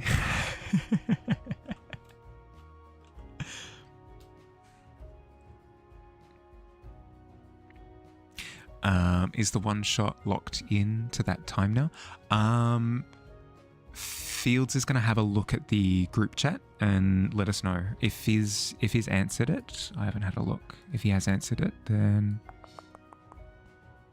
currently free any day. Yeah, okay. So probably I'll double check after stream though. I'll make sure after stream.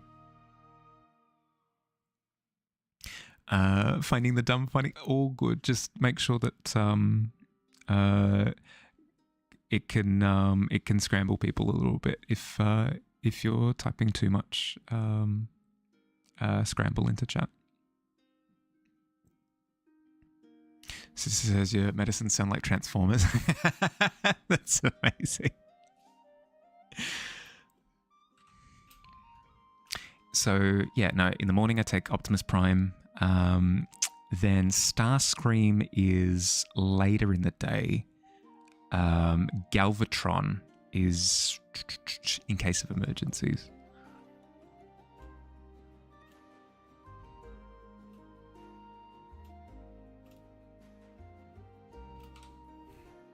And then I eat bumblebees for fun.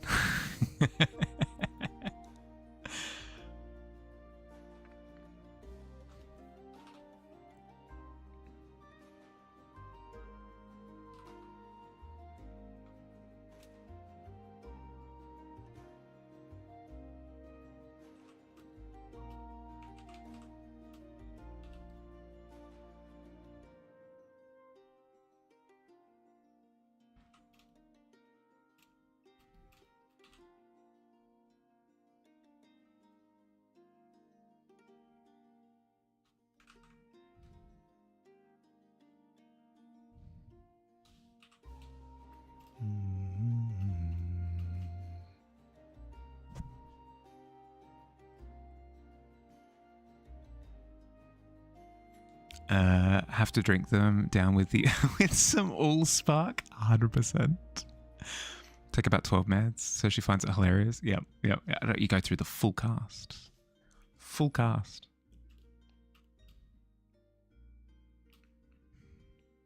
Okay, so that all seems balanced, and then we get to this bit, and then the clock is out of... of course it is. Of course it's out of alignment. Shouldn't surprise me.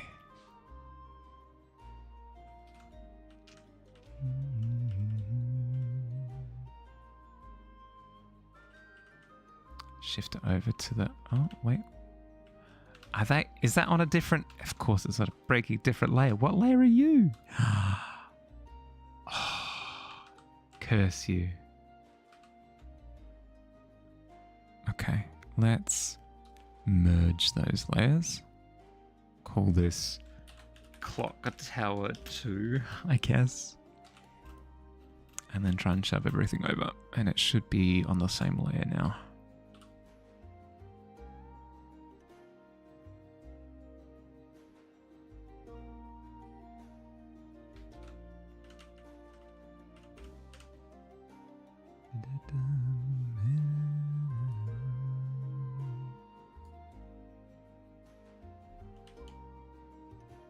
Eyeballing it. That should be good. Boom. Doing a lot better now than you were in April. You had 32 meds then. Oh, yeah, okay. Tons of progress then. Tons of progress.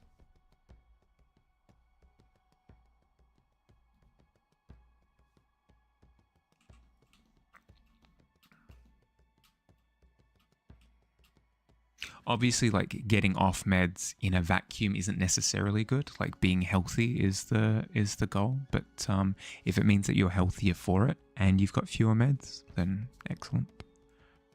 Whenever you hear the word scramble, you think of scrambled eggs, which makes you think of the Frasier theme. And scrambled eggs. He's done it again.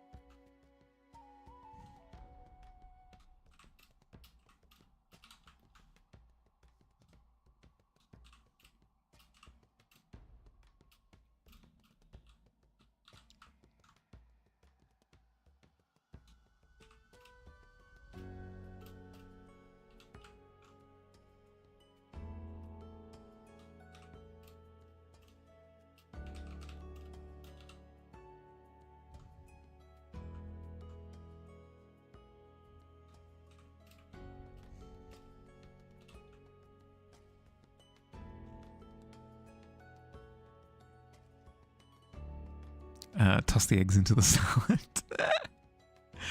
There you go, Frasier. Solved. Problem solved. You can have that one for free.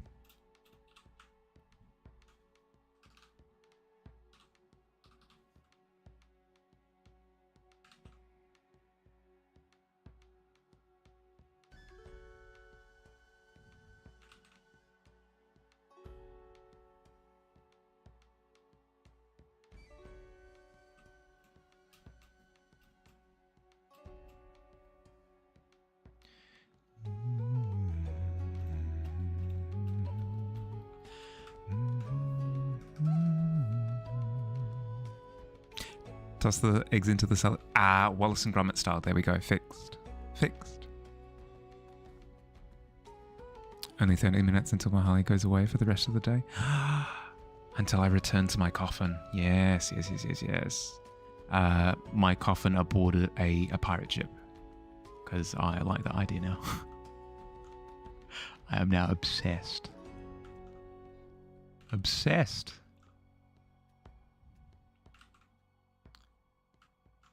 Pirate vampire. New goal. I think I've mentioned it in the past that when I was first asked what I want to be when I grow up, I said Transformer, with all earnesty. I like the idea of pivoting from, no. Well, before I wanted to be a Transformer, but that's ridiculous. I now want to be a vampire pirate. Be awesome. My heart will go on. Hell yeah. Near, far, wherever you are, I will find you and drink your blood, and then I will go on and on. Beautiful. Beautiful.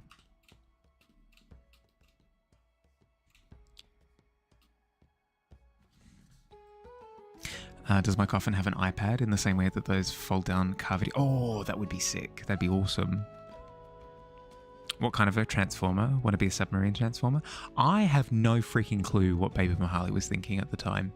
I think just because Transformers were popular at the time, I didn't even watch the show. I didn't have a good sense of what a Transformer was. I want Optimus Prime, I guess. Transformer who is a pirate but can transform into a vampire. Ooh, okay. Yeah, no, a reframing of maybe both at the same time. Perhaps. Well, 1 minute until ads. Everyone heads up. If you have to stretch your legs, grab a snack, hydrate, any of those things, go on a little quest, I'd recommend now to be the time. Ads won't be long. It'll be about 1.5 minutes, but they're about to hit, so just heads up.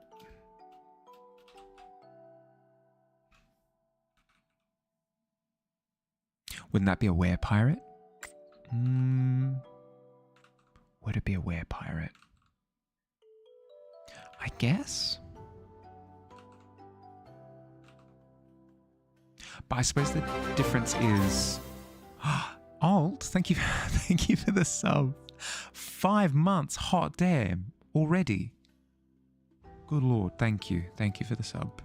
You know where your room is upstairs. Please help yourself. Chicken wings. A vampire pirate with chicken wings. On the back or instead of arms? Because both are incredible, but just in vastly different ways. Your dad was an electrician, so your dad refused to let you play with Transformers? Classic blunder. Classic blunder. No, the toys. The toys, not the not the hardcore electrical component. Please, Dad, please let me play with the Transformer. All the kids are talking about them nowadays. You sure? Really? Transformer? They're talking about like Switchbox Transformers? Okay. If you say so. Because a werewolf is a man that transforms into a wolf. I'm thinking, yeah, I suppose. But because it's, yeah, no, that's fair. That's fair. Yeah, wouldn't be a transformer, would be, yeah, okay. A werepirate. A vampire who's a werepirate. I do like that. Oh no, I'm changing. Vlad, no, what's happening? Gah, ah! Like left hand transforms into a hook, right foot transforms into a peg leg. Eye patch kind of unfurls out of the eyebrow, like gah, gah, yar. How horrendous. He has scurvy now. Like the idea of the hat transforms into fangs and then the hook hand turns into a cloak. Like how we had the same idea, but in the opposite direction. No, that's fantastic. That's awesome. Because vampires are out at night, so you have to change when the sun sets. Of course, yeah. I mean, it's that or just a life in perpetuity in the captain's cabin during the day. Pirate by day, vampire by night, so you can cross water during the day. No, but I like the idea of not. I like the idea of not being able to cross the water, so you're just stuck on the boat. Could be a maximal. They are animal transformers. Ooh, yeah, okay. Was that what they were called during Beast Wars? Everyone knows a pirate would be never be out at night. Of course, no. They'd be too drunk. Of course. Needed sugar, 8 cupcakes, played penny whistle. Penny whistle, reset fingers. Hey, there you go. Boom. Done. Yeah, a collapse in energy could have done it. Welcome back. Hope you're feeling better, Jamie. Vampire pirate has to be invited off the ship. Ooh, I like that. I like that a lot. So, you just see this ominous ship pulling up to the docks, and everyone's like, no, don't talk to them, don't talk to them. Excuse me, can I please enter your harbour? And everyone's like, frickin' no, don't frickin' do it, don't say yes. They just go from harbour to harbour, just like, can I please dock, is that okay? Yeah, no, please, so dock however you like. Excellent. Vampire. Stopping by for a while before you do some writing? Hell yeah. Hi Albatross, how you going? The writing's looks like you've got a lot of momentum with it. How much have you written so far? Because it looked like pages and pages and pages when I checked last. The tan from day pirate balance out the paleness of night vampire. Ooh, I do like, so like a full like likeness change, yeah. They were part of the Beast Wars? Yeah, okay, all right. But distinctly different from like the animal transformers, right? Are they a different type of transformer?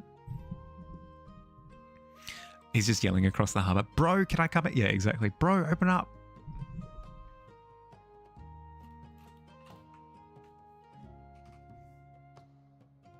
$18's not bad, Billy. 6,000 words of your story outline. Halfway done. Need to do some revision for some parts as well. Do you wait until the end for the revision? Or do you kind of do mini revisals as you go along? consistent. Was that an 18 before? Did you roll an 18 before as well? I don't remember what your first roll was. Could be an animorph from the literature books for kids. I never... It was Animorphs and Quest for Camelot. No, Quest for something Quest. Deltora Quest. It was Animorphs and Deltora Quest were the two big ones that I just never read. I'm not familiar enough with them.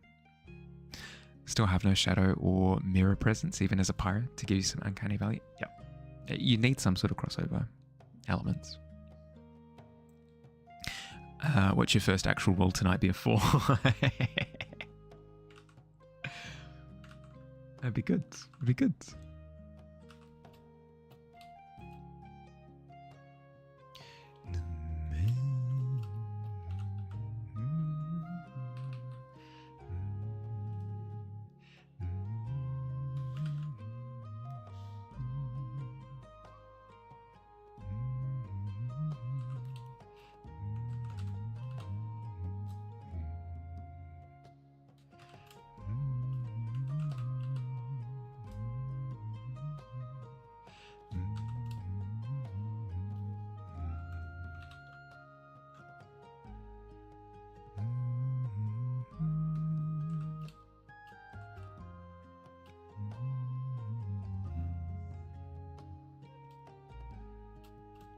Okay, so I do need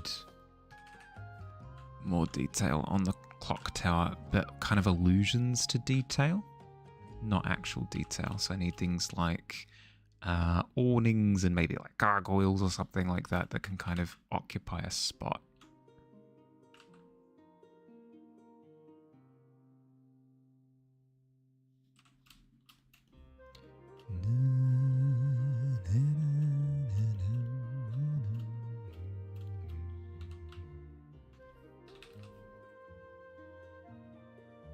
There was a girl who morphed into a roach. Scared you? Oh no. Used to revise as you go along, but recently you've learned it's better to get everything done first so that you at least have a finished product, rather than having it in work in progress purgatory as you keep revising and revising until it's good enough. Yeah. Yep. That's something that I've had to learn and still have to learn for the longest time, is I'm better off getting... So I'm happy with the process of this painting where I got it to pretty much done, and then I'm going through and doing all of the fluff stuff. Whereas with paintings that I've done in the past, I'll have perfected one element, and then I'll have to go through to another bit and perfect that bit, and then go through to another bit and perfect that bit, and it just takes freaking ages. It's not worth, absolutely not worth. You're more likely to fall off the boat entirely.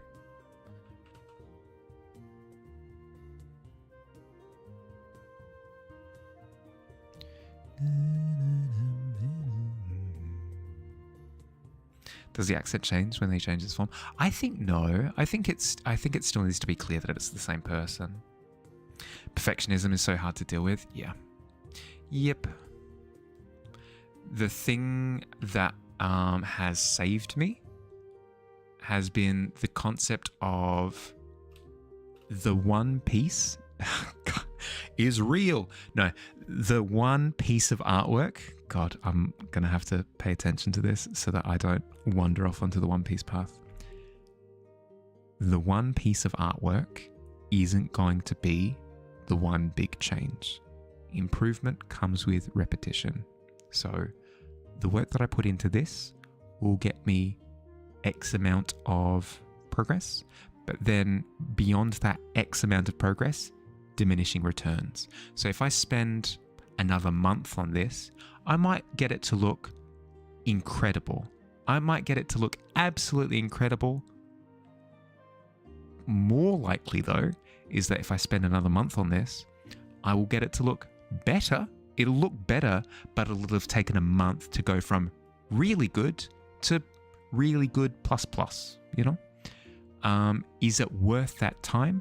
Probably not. It's probably worth, in that time that I've spent making it really good plus, instead moving on to a different piece and then getting X amount of learning progress again, right? So coming to terms with this idea of diminishing returns of spending too much time on a piece has been a very important lesson that I still need to invest in. Because with this piece, for example, I probably should have moved on a while ago. But I don't know. I can feel it. It's close. It's close to being in like a really good spot. So I'm going to persevere, even though I know that I shouldn't. One piece to rule them all. One piece to find them. One piece to bring them all. And in the darkness bind them. It's actually what the anime One Piece is about. There's a young pirate named Frodo Baggins who lives in a port town called the Shire. He's approached by a mentor figure pirate named Gandalf, the Grey Pirate. Gandalf Greybeard. Perfect, there we go. Who is then endorsed to go out on an adventure looking for the One Piece ring thing.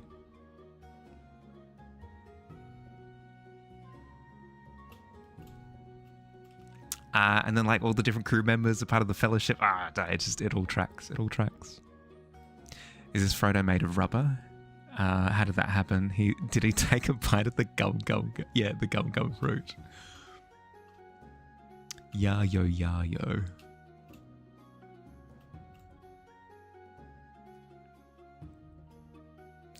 Such a good way of thinking about it. Noting it down for yourself.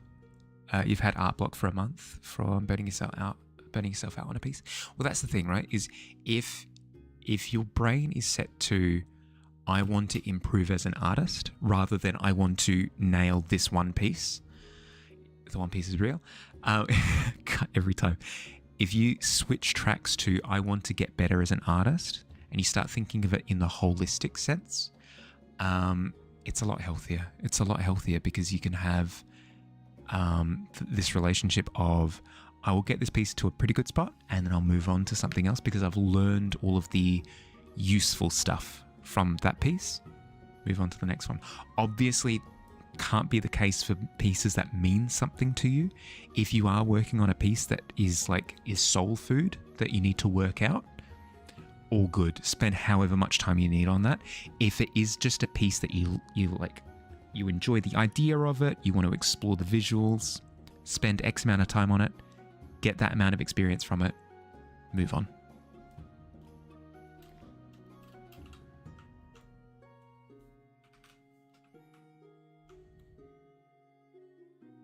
Sorry. Preaching has ended, I promise.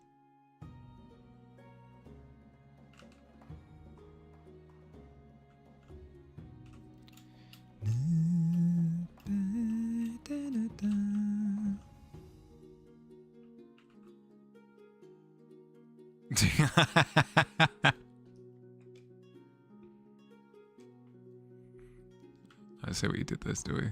I see what you did there. Hello? Thank you for the bits.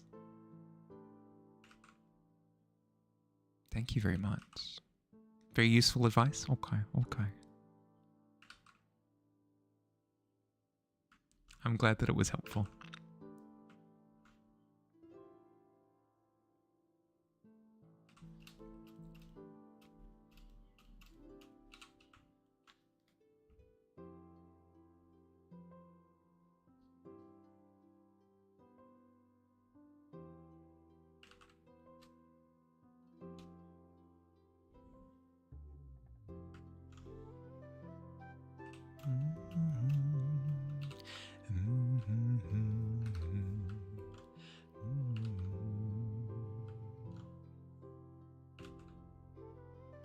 I've been thinking for a while on, because I've wanted to do video content for a while.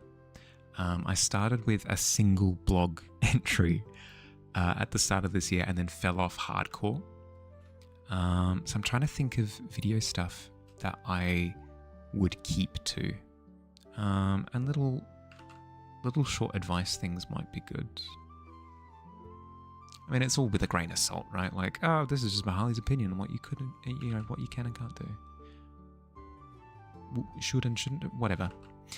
Like, that could be fun, potentially. Because I enjoy the process, but if the process takes too long, that's when I look at it and I go, I just can't afford to spend that amount of time.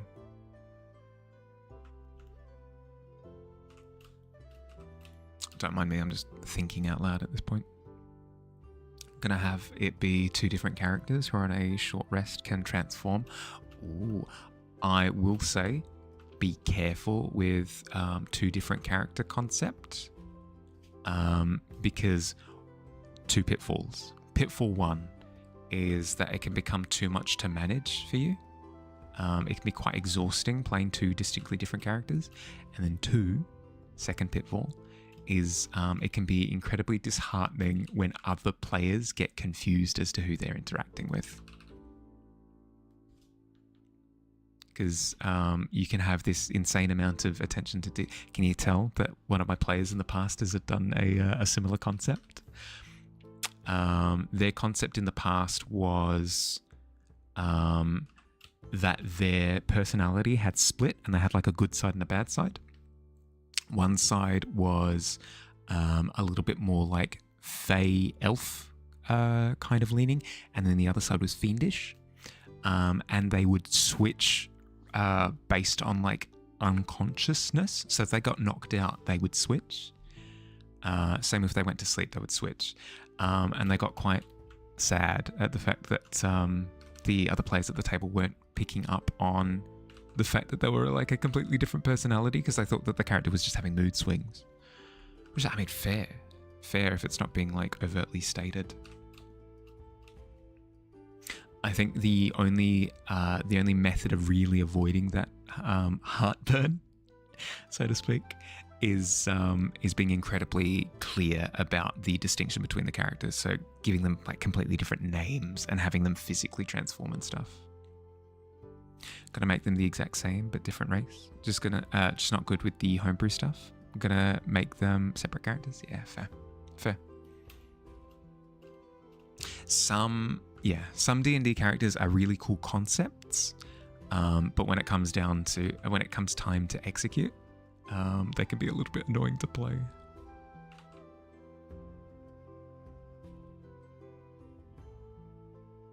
We were talking yesterday about the idea of a necromancer, the idea of playing a necromancer in D&D. A very cool concept, very, very cool, so full of flavor. There are so many necromancers in popular culture that you'd love to be able to emulate. But the problem is, in D&D, it's built around people having turns. And if your turn is spent, okay, you, Gerald the skeleton, you're doing this. Rebecca the skeleton, you're doing this. Charlie the skeleton, you're doing this. Axel the skeleton, you're doing that. You're spending 25 minutes telling all your skeletons what to do. It becomes a little bit of a flawed character concept.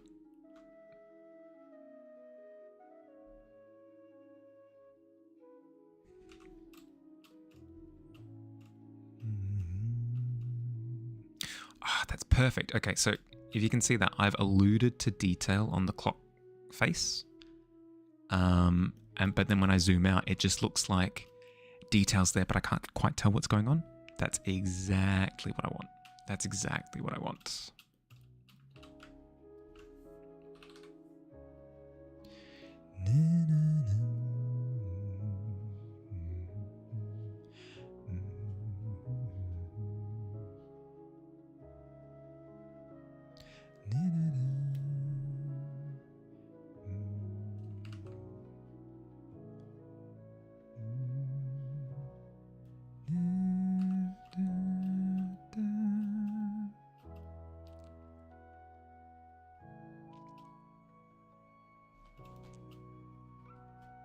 Alright.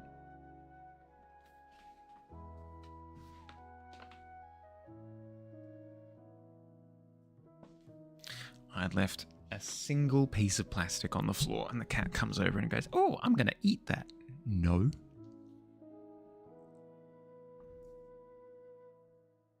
probably would be easier to keep track of if you make them one character that's just homebrewed. Yeah, probably. You'd need to go through and think of all the rules associated with it though, just to make sure that you're on top of it. Like, these are the conditions under which the character switches. These are the distinctions between the characters. This is how I'll make it clear to the other players at the table that I have gone from character A to character B.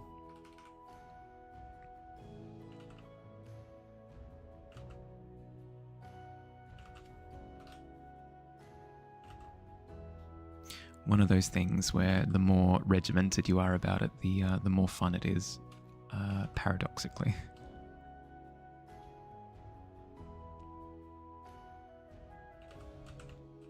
Because if it has a system, then it means that if it has a simple system, a simple but clear system, it means that other players at the table would be able to pick up on it.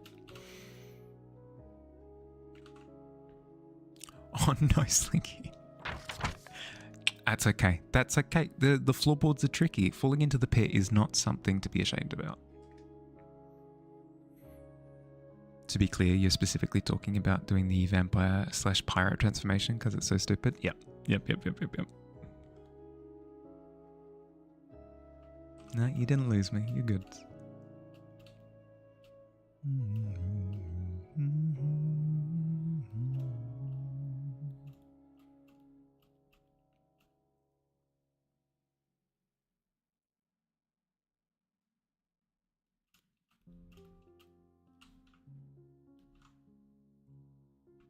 Oops.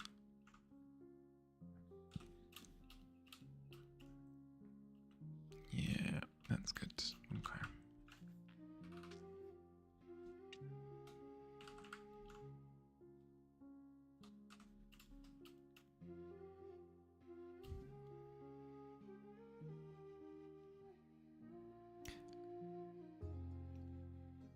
So it's still the exact same character, personality, everything. Just if we're doing a rest or short or long, you can switch. I really personally just enjoy the declaration of I'm changing, and then you have a transformation sequence, and basically nothing happens except you become a pirate. I find that really funny. I find that really, really, really funny. Oh God, what do you think he'll become at the end of this? I don't know. Something horrific, probably. I'm a pirate. Oh God, it's worse than I thought. Exactly. Yep. Just a race switch though, not class. Yep. Race switch from vampire to vampire race to pirate race. Perfect.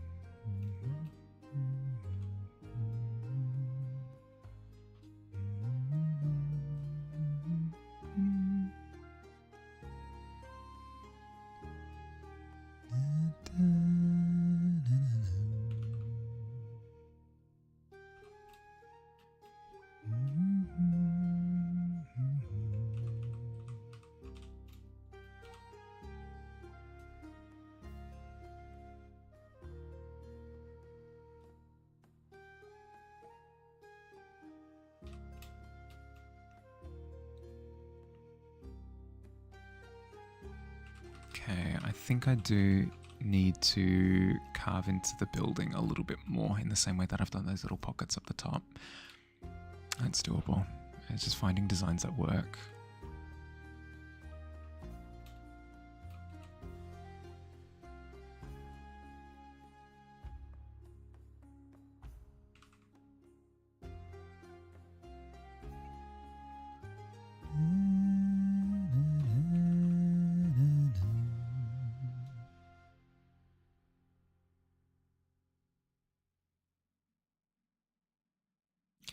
Light develops around, envelops the body, floating in the air. Then a small hat appears on the head, and yeah, then you fall down.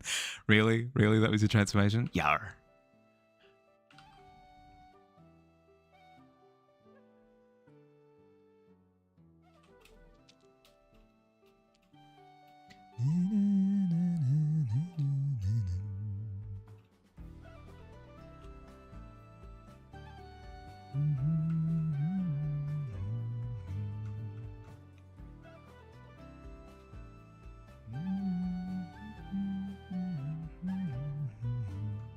Now you kind of want to use this guy for the one shot. I will say, remember that you're working with newbies here with the one shot, so you want to keep things relatively simple. I love the idea. Keep it in your back pocket, but maybe not for the one shot. Your refrain, yeah, good. Thank you for your restraint. I appreciate it.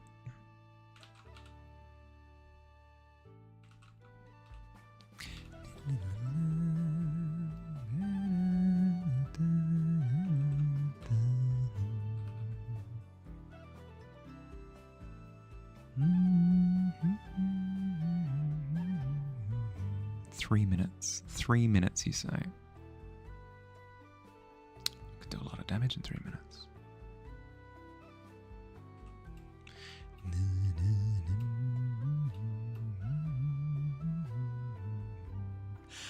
It's just dawned on me, by the way. I probably won't be able to finish this week. Not because it's not close, but because I don't have any time left. Tomorrow I'm going to be working on the Tavern illustration. Thursday I'm sharing canvases with Ghoulie. And then Friday we're doing Magma. So next week.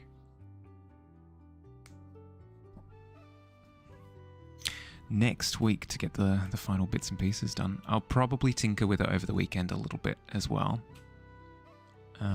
Just to make sure that it's within the home stretch, I think. But otherwise...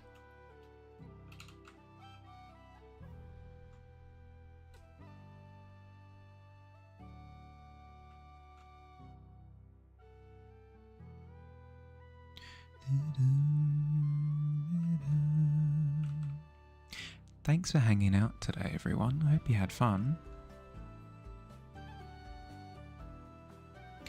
I'll have the details for the Hearthside up on the Discord later today, in like an hour or so.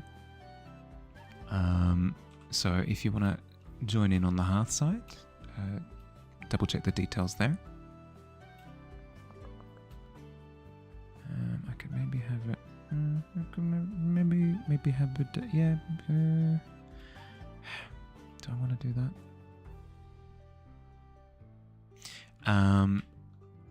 There's that. Yeah, and then the prompt for this month, Die November, which I'll probably start working on after I finish this one. That's up on the Discord as well, down in the monthly art fair section. That should be everything.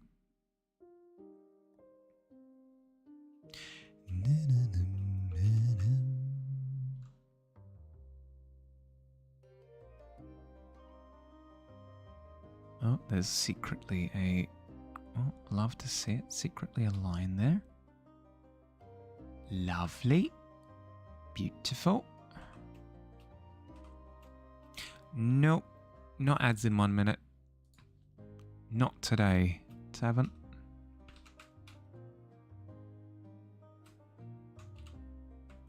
What do we say to the god of ads? Frick you.